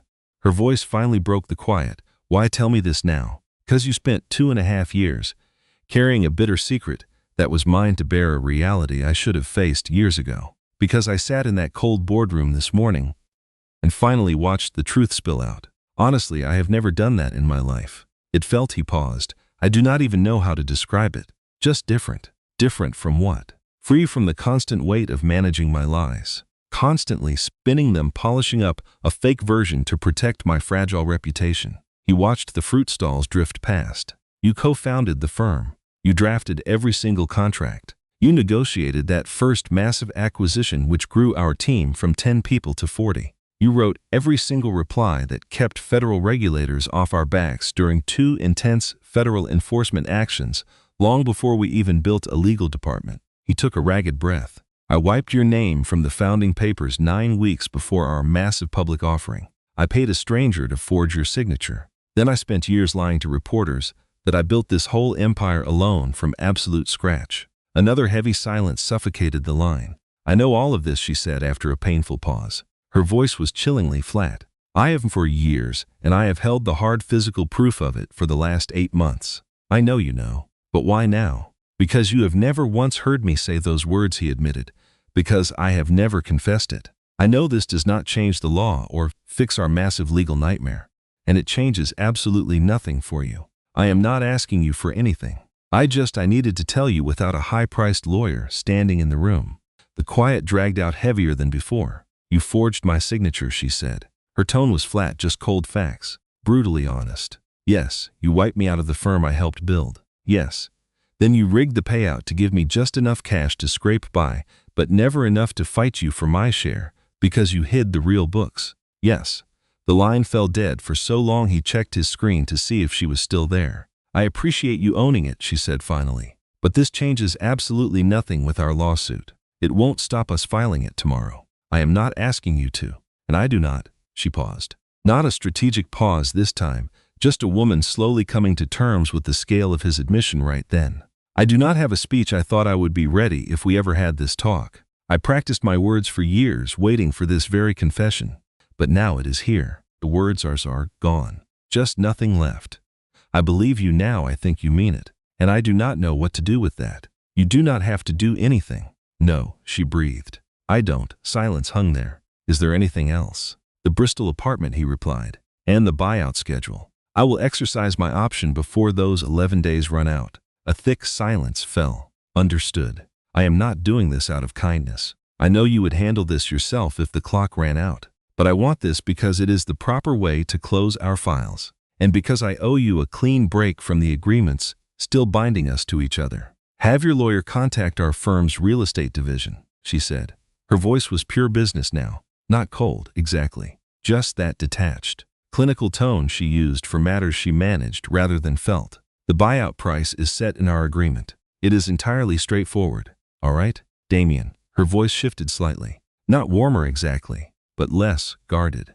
I hope that meeting was survivable. He almost smiled. That word, survivable, not good or great, was the precise word she would choose, meaning she had considered what a realistic outcome looked like, and focused her quiet concern on that instead of some fake, happy ending. It was survivable, he replied. Good. The line went dead. He stared at his silent phone for a long moment as the sleek town car pulled up to the hotel. The driver lowered the glass partition to alert him. He muttered, thanks, a small detail he usually forgot, and stepped onto the street. Part 8. The afternoon was strictly business. Fitch had booked a call with a top-tier defense attorney named Helena who handled financial crimes and SFO cases. The gritty world of fraud and SFO cases. She analyzed cases with raw, sharp focus. Her precision showed she had no time for excuses or slick corporate spin. Only hard truths, damage control, and fast decisions. Paths. She whipped through 11 questions in the first 15 minutes. Damien answered every single one with absolute honesty. Her final verdict dropped with the exact same cold, brutal efficiency. She warned him the civil enforcement lawsuit was, based on the current evidence, almost certain to succeed against him, and the criminal risk from Exhibit K signature fraud was terrifyingly real, highly dangerous, depending entirely on whether Vivian's legal firm had already made a formal referral to the SFO, something she'd verify within 24 hours. Her recommended strategy right now, given that the main facts were already out in the open public record, was a blend of early cooperation with the regulators and quietly negotiating a settlement for the civil lawsuit, rather than fighting in open court. What does proactive cooperation actually mean? Exactly, Damien asked. It means you don't wait for the SFO to come knocking, Helena said. You approach them first. Your legal team contacts their case officers and starts a quiet discussion about the absolute depth of your cooperation. It usually leads to a much more favorable deal for an eventual settlement. That's not a strategy I've ever used before, Damien muttered. I know, Helena replied. Most people in your position don't, which is why most of them end up facing far worse outcomes than they ever should have. She paused. There's one more thing to flag is that the Meridian Community Trust and the Holloway Educational Initiative are our strongest bargaining chips in any settlement talks, assuming we can shield them from government seizure. Vivian's legal team already promised they won't touch those programs. Yes, but the state agencies aren't bound by what her lawyers agreed to honor. The SFO will make their own call. I have to outrun their agents before they make their final move. He thought of the schools, the scholarship programs, 3 entire countries. He hadn't built them out of pure kindness. He knew his own vanity always had. The public relations play was always part of his initial cold, calculated plans. Yet those programs were completely real, and the lives they saved were real, too. Watching those dreams get torn apart as collateral damage in his messy divorce and legal collapse brought on a deep, sickening ache inside his chest. Protect the programs, he whispered. That is our goal, Helena replied. I can't promise anything, she warned, but it remains my top priority. The line clicked dead. He sat there, cold and numb, his chest tightened, thinking of Marcus holding the company together. He pictured Ashworth's smug sneer back in that lobby. That warning still echoed, you built an empire. But the board's loyalty is only ever to the corporation, not you. He thought about Exhibit K and that bitter January morning in Jeffrey Wardlaw's office. 11 years stood between that morning and this quiet wreckage. He remembered Sabrina watched him on that silent flight, studying him with that cold, sharp intensity she used whenever a room turned freezing. Then came her quiet whisper, was there anyone else? And his silence was pretty much his actual answer. He was never a good husband to Vivian. And in quite similar ways, he failed Sabrina too. He treated love the exact same way he treated everything assets to manage, positioned, and made useful. He had been physically present in their lives while remaining completely absent in the ways that actually demanded real accountability. He knew this. No grand revelation. For once, he was actually sitting with it instead of just burying the guilt somewhere far away. Suddenly, his phone buzzed. A message from Sabrina. Sent straight from London. I have been thinking. I am not even angry anymore, expected. Now I am mad at myself for not demanding answers sooner. That is my own mess to handle, not something you can easily solve. I just want you to know it isn't all aimed at you. He read her message twice. I am so sorry, he typed back, not to beg for forgiveness, but because it is true. A few minutes passed before she replied, I know. And honestly, that is the problem. It would be simpler if you weren't. He understood exactly what she meant. 10.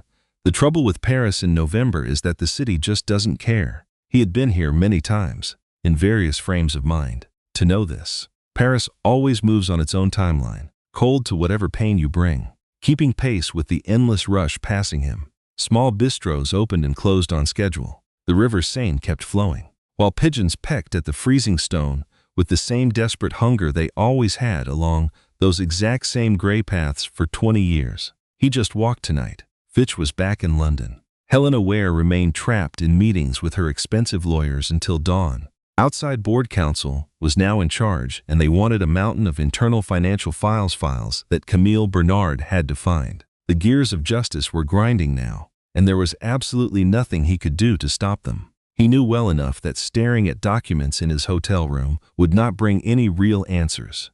So he kept walking, heading nowhere particular, avoiding the Moraes apartment though it was nearby, because he could not face her yet, not tonight. He drifted down dark alleys. The avenues felt active but quiet enough that he felt entirely lost among the sea of passing strangers. He passed a cozy little bistro, with steam on the glass. Looking inside, he saw rows of ordinary couples sharing a simple dinner. Paris.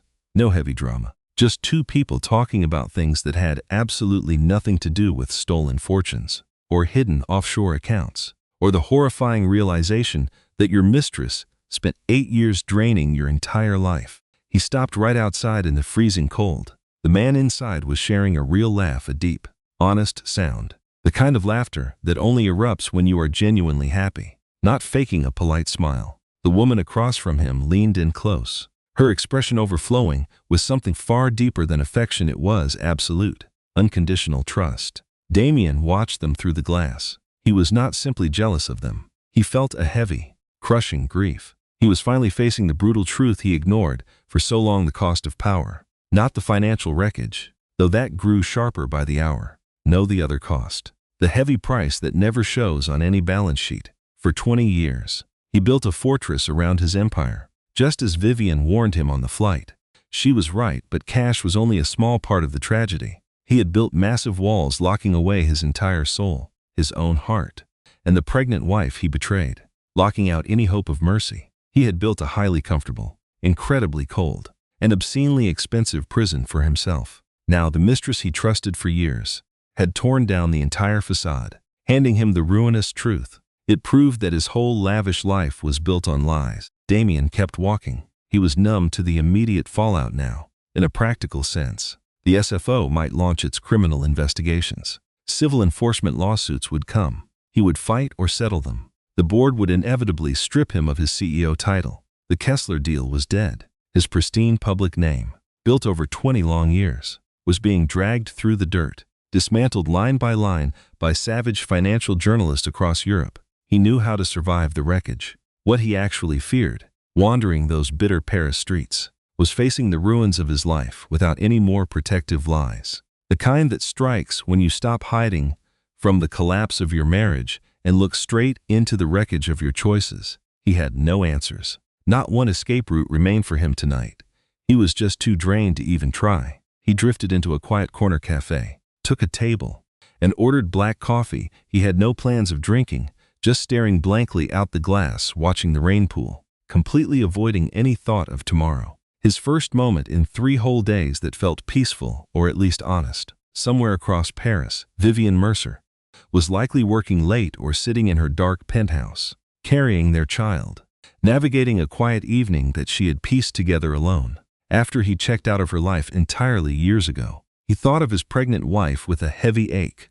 Their marriage had crumbled long ago, buried under lies too thick to unpack. But the phantom pain was still there, burning. He finally saw her clearly, stripped of the arrogant shield he always carried, built to feed his own vanity, realizing she was always far stronger than he had ever given her credit for in his mind. She always was. That truth was the absolute hardest part for him to digest right now. Not the impending divorce, not the evidence, not the boardroom drama, not the SFO, the Kessler deal, or even Sabrina begging him from London. Only that. She was always so effortlessly genuine. Yet he spent years believing she was never enough. But the fool in this marriage was him. He left his plate half-eaten, left a tip that was way too generous, not even caring why. He walked toward his hotel through the icy November streets while Paris rushed past, completely indifferent to his suffocating guilt. By the time he reached his room, nothing was resolved. Nothing. And yet, for the first time, he stopped running from his own mistakes. That was, at least, a small step forward. If it was enough remained to be seen, like everything else in his ruined life. Then, the Serious Fraud Office launched their federal inquiry into Damien Holloway 6 weeks after his flight touched down at Charles de Gaulle. Helena Ware had predicted this storm within 48 hours. She was right. The official notice hit the Fitch offices on a bitter Thursday morning in mid-December. It was sharp, written in the cold language of federal agents, proving that the corporate game had shifted instantly from quiet threat to catastrophe. Helena had already made contact with the SFO investigators 2 weeks ago, executing the brutal defense strategy she built from day one. Still, the notice was no surprise, but it remained a dark, heavy threat, a thick document stamped with an official seal, outlining a massive investigation. And Damien just stared at the page, for much longer than he should have.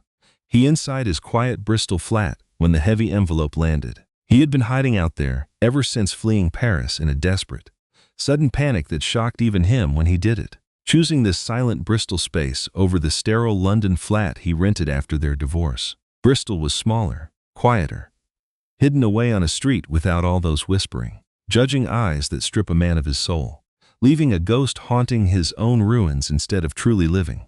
He signed that buyout deal 4 days before his deadline hit, just as promised to Vivian. The complex paperwork actually went surprisingly fast and painless, signed off by their lawyers without a single headline. The company was his now, yet he felt absolutely no sense of victory in it. Perhaps because this was the only thing remaining in his wrecked life that he could honestly look back at and say he did right. No games, no secrets, just a clean, completely honest slate, a tragic victory to celebrate. But he was desperately grasping for any small win. The SFO investigation raged alongside Vivian's devastating civil lawsuit, which ground through London courts with the agonizing, relentless pace of vicious corporate wars. It was cold, ruthless, and absolutely unyielding. Damien's lawyers had finally filed his formal defense to her accusations within the 21-day limit. His strategy conceded several of her claims while contesting everything else, like his private corporate assets and his offshore holdings. But they never contested the shattering truth of his secret.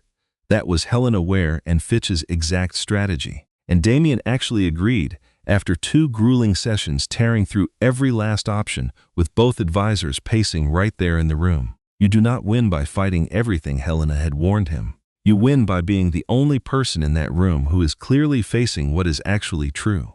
Judges notice when you try to deny the undeniable facts. It tells them something about how you will handle the issues that are actually worth fighting over. He listened, actually getting better at listening, though the progress was slower than he preferred, and it did not come with some sudden lightning bolt of clarity or some grand moment of total transformation, just a slow, steady accumulation of evidence that his desperate need to control every single variable had actually been, for most of his life, holding him back in ways he had never fully understood before now. The board had been incredibly patient, far more than he actually deserved. Philip Ashworth called him personally in late November, not for a formal meeting, not about any specific agenda item, just a call which was its own heavy message from a businessman who never made a move without a purpose. The company is holding together, Ashworth said. He noted Marcus was doing solid work. The big institutional shareholders are getting nervous, but they are not yet pushing for any major structural changes just yet.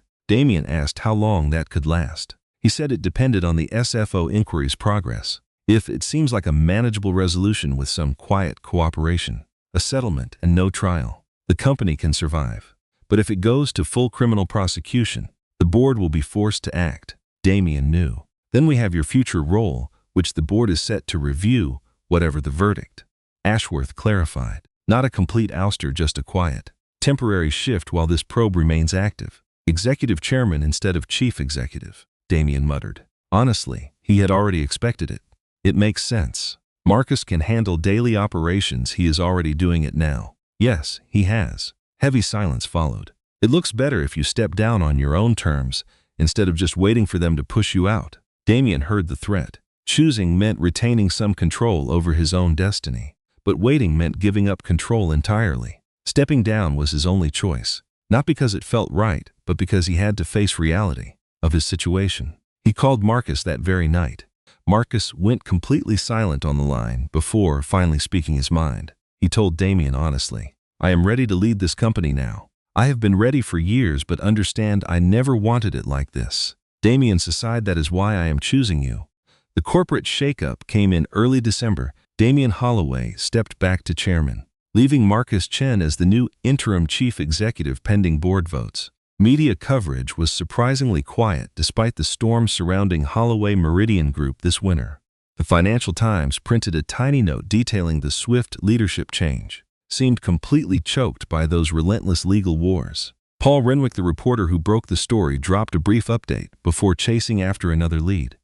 Damien scanned those brief words from his Bristol home. He realized he barely cared. Then January arrived, and Vivian called. He was sitting trapped in brutal Bristol gridlock, watching a massive delivery truck that butchered a sharp turn. He He swiped the screen without thinking about who was actually calling. Damien. Vivian, his fingers gripped the wheel. Sorry. I am totally trapped in gridlock, give me a second. He steered the car onto a quiet side street. I have some news connected to your case, though not officially part of it, she said over the crackling line. I consulted our firm's ethics partner to see if this call was okay, and she cleared it. As long as we are clear on one detail. No specifics. Fine, he muttered. Jeffrey Wardlaw died back in October, she said. A trusted colleague of mine who tracks these cases told me. He passed before the inquiry even started. Natural causes. He was 74. Damien let the heavy silence stretch. The SFO knows, Vivian added. The investigation still moves forward because their proof of forged documents does not depend on his testimony, but this changes the whole defense strategy in ways your legal team must analyze. Thanks for telling me, he muttered. You had no obligation. No, but this shapes your future. And you needed to hear it directly rather than in some cold filing.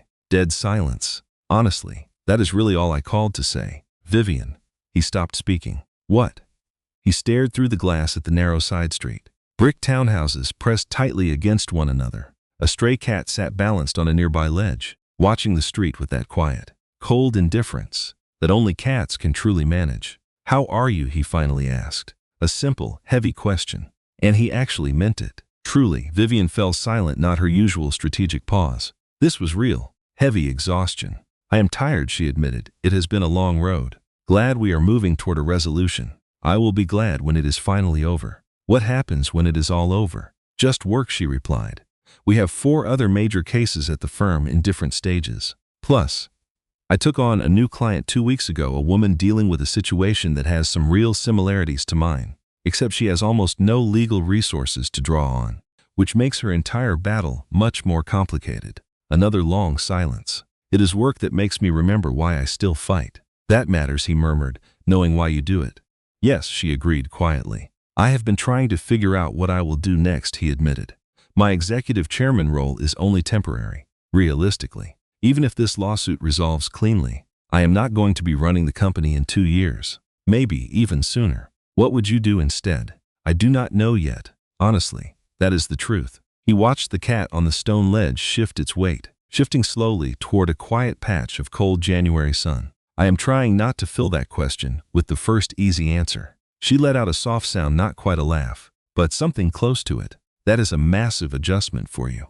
It has been a brutal few months. Yes, she whispered. It has. Heavy silence fell between them. Not the awkward kind of quiet, but the kind that only exists between people with deep history, where a long silence needs no words. My current case, she said quietly. This new client. She asked me last week how I survived all those years of struggle, when it felt like the war would never really end.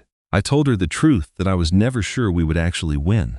There were times when the paper trail went completely cold, when witnesses suddenly vanished, or some court blocked us with problems I had no idea how to solve. I did not have any easy answers for how I survived, except that I had already decided what kind of person I wanted to be once I reached the other side of the storm. That vision was always stronger than my doubt. He just listened. That vision was never about winning. She added, it was about being a person who finished what she started, regardless of whether I got what I wanted or not. A long pause. I thought you deserved to know that, for whatever it is worth. You asked me on the jet if I enjoyed this. I told you no. Here is my real answer. Damien whispered his thanks, feeling the heavy gravity of words that usually carried almost no weight. Meaning, take care of yourself. Damien, she had warned quietly. The line went dead. Damien sat in his parked car on that Bristol side street, completely frozen.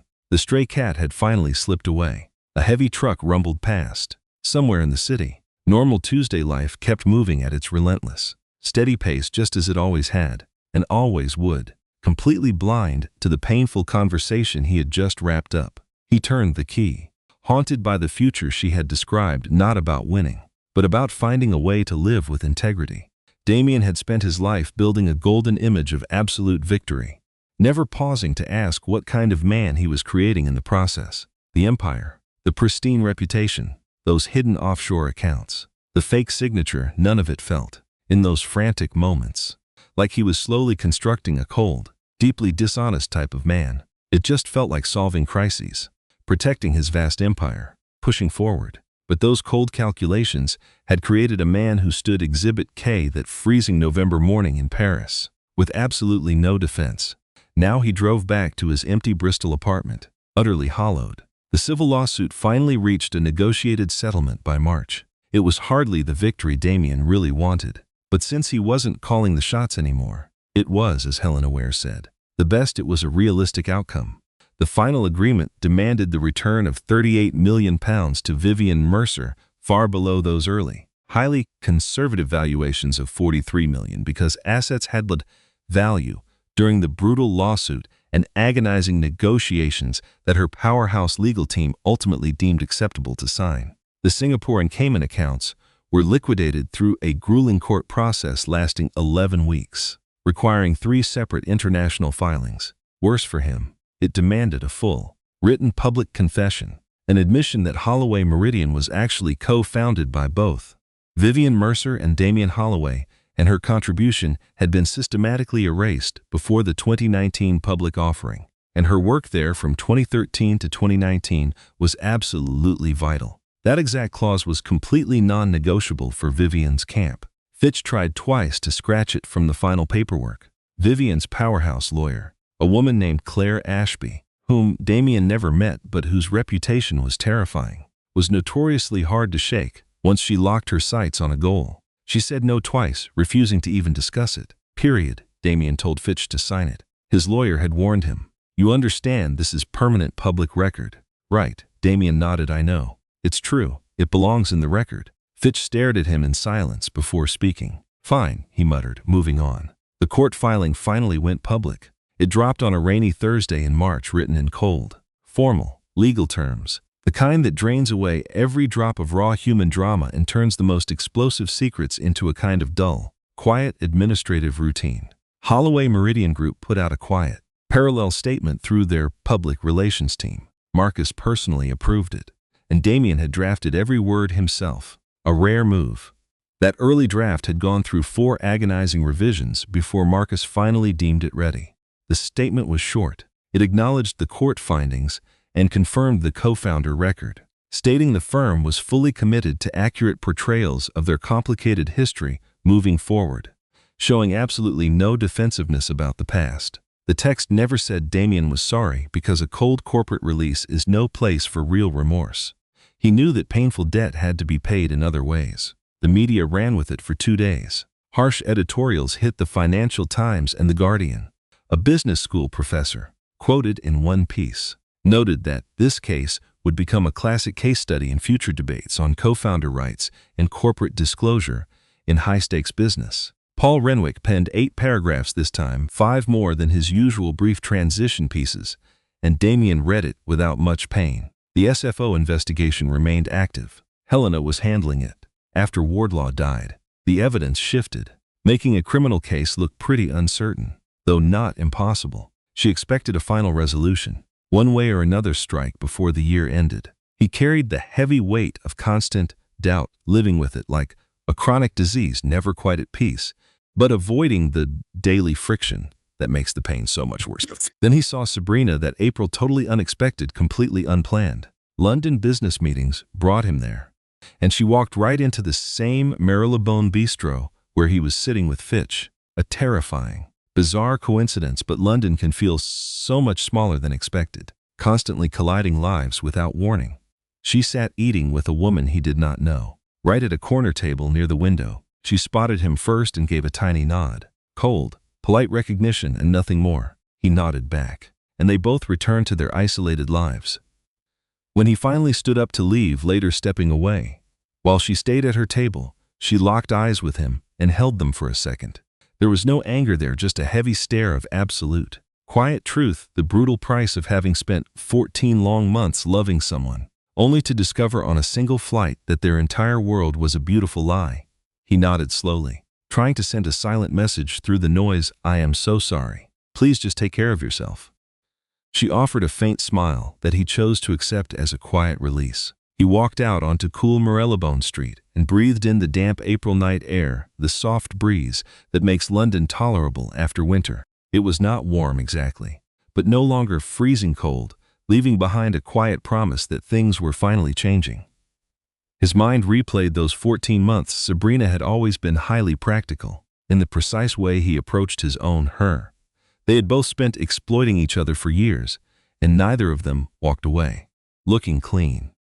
He did not think she was permanently broken by their marriage, nor did he feel destroyed either, not in that way, just older, tougher, and far more aware of the heavy cost of lies even when they felt pretty minor. Back in January, he sent her a short, handwritten note, 3 lines. No excuses, no demands, just admitting that his actions in Frankfurt were a complete failure of character. She deserved far better than his freezing silence on that plane, and he hoped she was okay. She never replied honestly.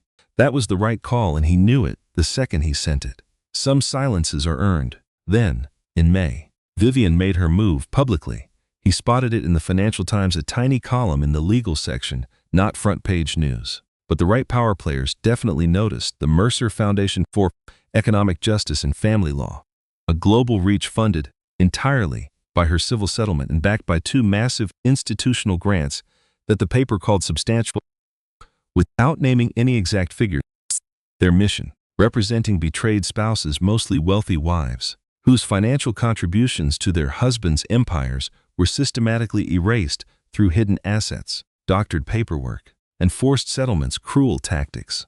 The foundation was already handling 3 major cases. He read the article twice. His mind drifted to Claire Ashby, the sharp negotiating lawyer who had refused twice to drop the co-founder clause from the final settlement terms. He wondered if she was quietly backing the foundation now. She probably was. Then he remembered Vivian's client from back in January, the woman with no legal background, trapped in the same nightmare. He wondered how her case went. He actually wanted her to win, and not for his own benefit. For once, it wasn't about him. But in his current mental state, that small spark of humanity felt real. He did not contact Vivian about the foundation. Too much damage remained to say anything without making it worse. And besides, they were done talking after everything he had already put her through. Anyway, he was finished. The civil settlement had set everything through cold. Official channels. Done. That final phone call in January had said enough for both of them. Whatever happened next between them now, if anything was left to save, was out of his hands. He sliced the article out. By hand, he cut the physical paper copy using a pair of old metal scissors bought at a newsstand near the Bristol apartment. He had no idea what he wanted to do with it. He slipped it into a folder and locked the drawer. Summer arrived like a suffocating wave, just the way British summers do, arriving late and cold. Almost like they are surprised to be wanted. Damien spent most of it in Bristol. He had the Murray apartment over in Paris, and a London penthouse waiting. But Bristol had somehow developed a very strange gravity for him that he never expected. He liked the quiet, heavy scale, the way you ran into familiar faces at the local coffee shop, and how the harbor looked in the morning when the light hit right. He had never paid attention to Bristol during the bitter years of his dying marriage. It was always Vivian's city, never his. She grew up 2 hours away and had friends here, knew every corner, and which streets flooded in heavy rain, even knowing which bakery opened at 6. He always treated it as a pit stop between London corporate trips. Now he understood the place so much better, starting quietly, without any kind of real plan, advising 2 small young tech startups, introduced by old colleagues. This was the low-profile work a man with his level of experience could offer without the weight of some massive conglomerate behind him. This was far smaller than anything he had touched in the last 15 years. The firms had 10 and 12 employees respectively, young, hungry, full of that raw startup energy that had not yet faced the chaos sure to break them later. He actually liked this quiet, simple life. Not out of some naive romance, he never believed in that anyway, never once. But because, at this scale, things were clear in a way that things at Holloway Meridian Group had stopped being.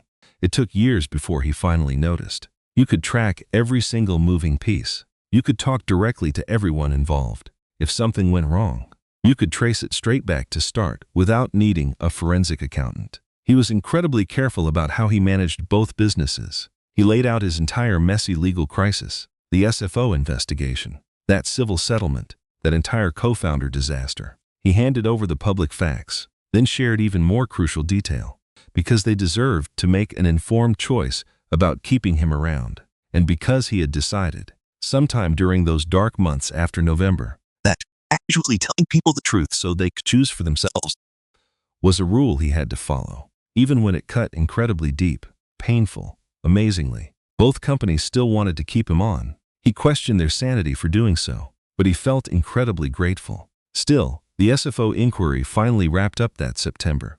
Helena had managed defense with her trademark cold, laser focus she brought to everything. They secured a quiet civil settlement instead of criminal charges. The SFO, citing Wardlaw's death and the severe lack of solid evidence, plus substantial assistance they received from Damien's lawyers, and the fact that the civil fines had already forced a major cleanup, decided to drop all criminal prosecution. Instead, a brutal regulatory sanction hit him, a ban on serving as a public company director for 4 long years, plus a massive financial fine, and demands to restructure his entire corporate reform program. That 4-year directorship ban instantly killed his Holloway career and his Meridian Group future. The chief executive seat strictly required board approval. He resigned that same afternoon the penalty landed. In a boardroom meeting run by Ashworth that lasted barely 22 minutes, Marcus Chen stepped up as official chief executive 2 weeks later. Damien texted Marcus later that evening, "You already ran everything for months anyway.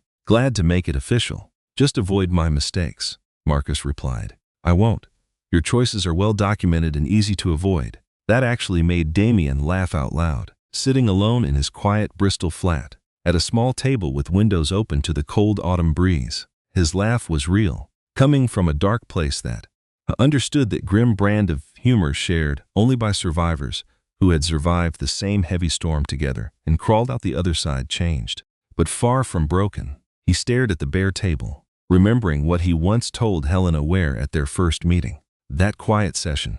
"I have never cooperated before." "Never," and she had answered, "I know. Most men in your position don't, which is why they usually end up facing far worse outcomes than they ever had to." Damien rolled that word over cooperation. What it truly cost, that brutal surrender of control, leaving your entire fate in systems you did not build, hoping that raw honesty would yield it a far better outcome than managing the fallout, knowing the bitter truth always claws its way out, eventually, and being the one who reveals it is safer than being the one crushed underneath. He spent his entire career doing the complete opposite, controlling, managing everything, erecting barriers around facts so reality looked exactly how he wanted it to look. He was excellent at that manipulative game for years, and Vivian spent 2.5 years patiently dismantling every wall he built, piece by piece, exposing facts with that trademark cold, methodical precision she brought to everything.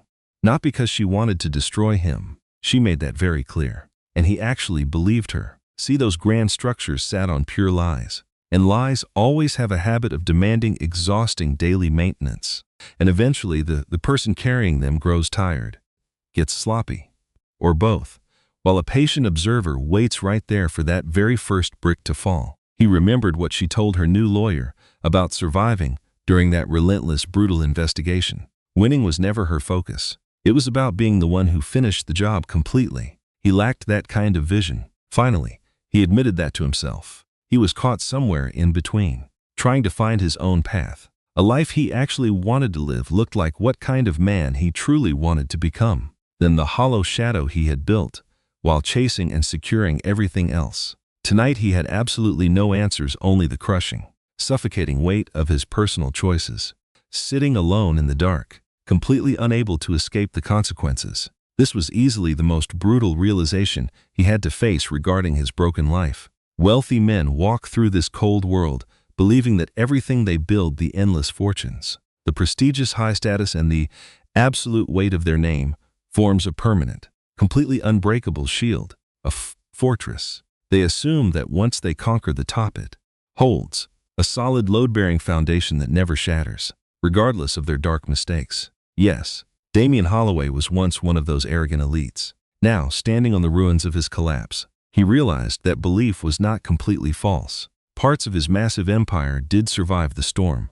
The company survived. The charity foundation endured. Marcus kept running things with a quiet grace that required absolutely no real guidance from Damien, flourishing beautifully far better without his toxic shadow. The corporate structures Damien built still stood, but only due to what was truly genuine behind the facade. His innovative software was real, the hard-earned client loyalty was real, and the brilliant, tireless team he assembled remained incredibly real, keeping everything afloat. Every bit of it survived the total collapse of his illusions, simply because they never required his fragile, toxic ego anyway. They had been carrying the true weight all along. What actually shattered was the myth, that cheap fantasy where Damian Holloway supposedly built his dynasty from nothing, using only his own cold grit and corporate genius. The lie was shattered. Court records held the brutal truth, fixed forever. Anyone reading about his massive empire from today onward would see right beside the original press the official legal ruling and the settlement terms, plus the co-founder title Vivian spent 2.5 years reclaiming. Damian spent months mourning his lost legacy. He couldn't deny it. The comforting illusion was gone.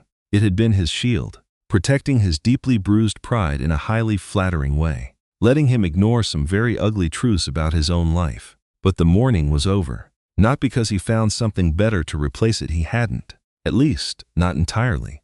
But his guilt had a natural limit, and he'd reached it. What lay on the other side was quieter, colder, and far less comfortable, but honest. More honest than before. He could survive that. Still learning how. One chilly Tuesday in October, Damian Holloway left his quiet Bristol apartment and walked down to the harbor. The harbor breeze felt sharp and clean, a classic, cold, clear autumn morning.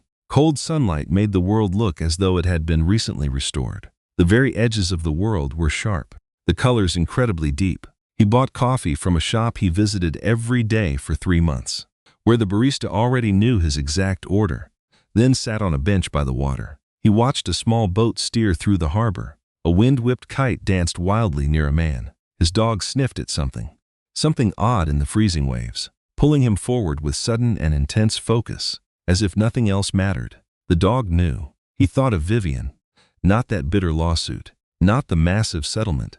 None of those cold, clinical walls that had locked them in and ruined their connection to each other for the past year. Just her. The quiet woman who admitted, when asked, on a long flight, that she was not miserable, and she meant every single word. His wife, who left a final note within the last words she ever spoke before walking away from everything. The same brilliant woman who called in January to warn him about Wardlaw because he deserved to hear it directly. She was rebuilding her life now, building a fresh foundation, a safe space to turn her own pain into protection for helpless wives trapped in the exact same nightmare. With that quiet, gentle grace she always brought to everything. He had no idea if they would ever speak again. Their long, bitter legal battle was over, and there was no real reason for contact anymore. He just hoped she was safe, hoping her new foundation did the work she always wanted, hoping that pregnant client she once mentioned had finally found some peace and escape, safety, just simple, quiet hopes. But they were true. He sipped his hot coffee, watching water. At 10, he called the CEO of the smaller of the 2 empires he advised, run by a woman named Priya Chatterjee. At 29, she had built something truly special. But now she faced her first real nightmare, a direct threat to her very survival. It was a brutal contract dispute with a former partner, a small-scale war. Really, compared to the multi-million-dollar battles Damian usually fought. But to Priya, it was everything. The one fight that decided if her startup survived the next 6 months. He wanted to help not by playing hero or spinning some cheap public relations stunt. Instead, he would sit right across from her, armed with the cold, harsh truths he learned about how these savage boardroom wars are won. He would offer her raw, unfiltered honesty, what he believed, what he did not know, and exactly what she had to do to survive, making hard choices she could live with without regret. That was the only real purpose he had left right now, and he was going all in because some people just command a room, filling every single corner of the room. It is not about their physical presence, but how fiercely they control their public mask. That exhausting, non-stop effort to ensure the self they present to the world is perfectly tailored and totally under control. Most people never see that performance, which is exactly the point. But it hollows you out in a very specific, quiet way, like anything requiring constant, high maintenance. And when you finally stop trying, when that beautiful lie falls apart, all that heavy exhaustion comes rushing back, leaving you completely stranded and alone, with your true self, totally stripped bare of any mask. Damian Holloway was in that dark place now, and it felt far smaller than his usual world, way more honest than the miserable lie he lived for years. stalling for time with zero real answers, crushed by the guilt of everything he destroyed. Finally looking up to see what to salvage now, the quiet docks stirred. A lone kite rose briefly, then swept sideways once again. A dog dragged a heavy wet branch from the cold sand, trotting straight to its owner with the simple, completely pure pride of an animal doing work. Time was running out. He choked down his cold coffee and faced his mess.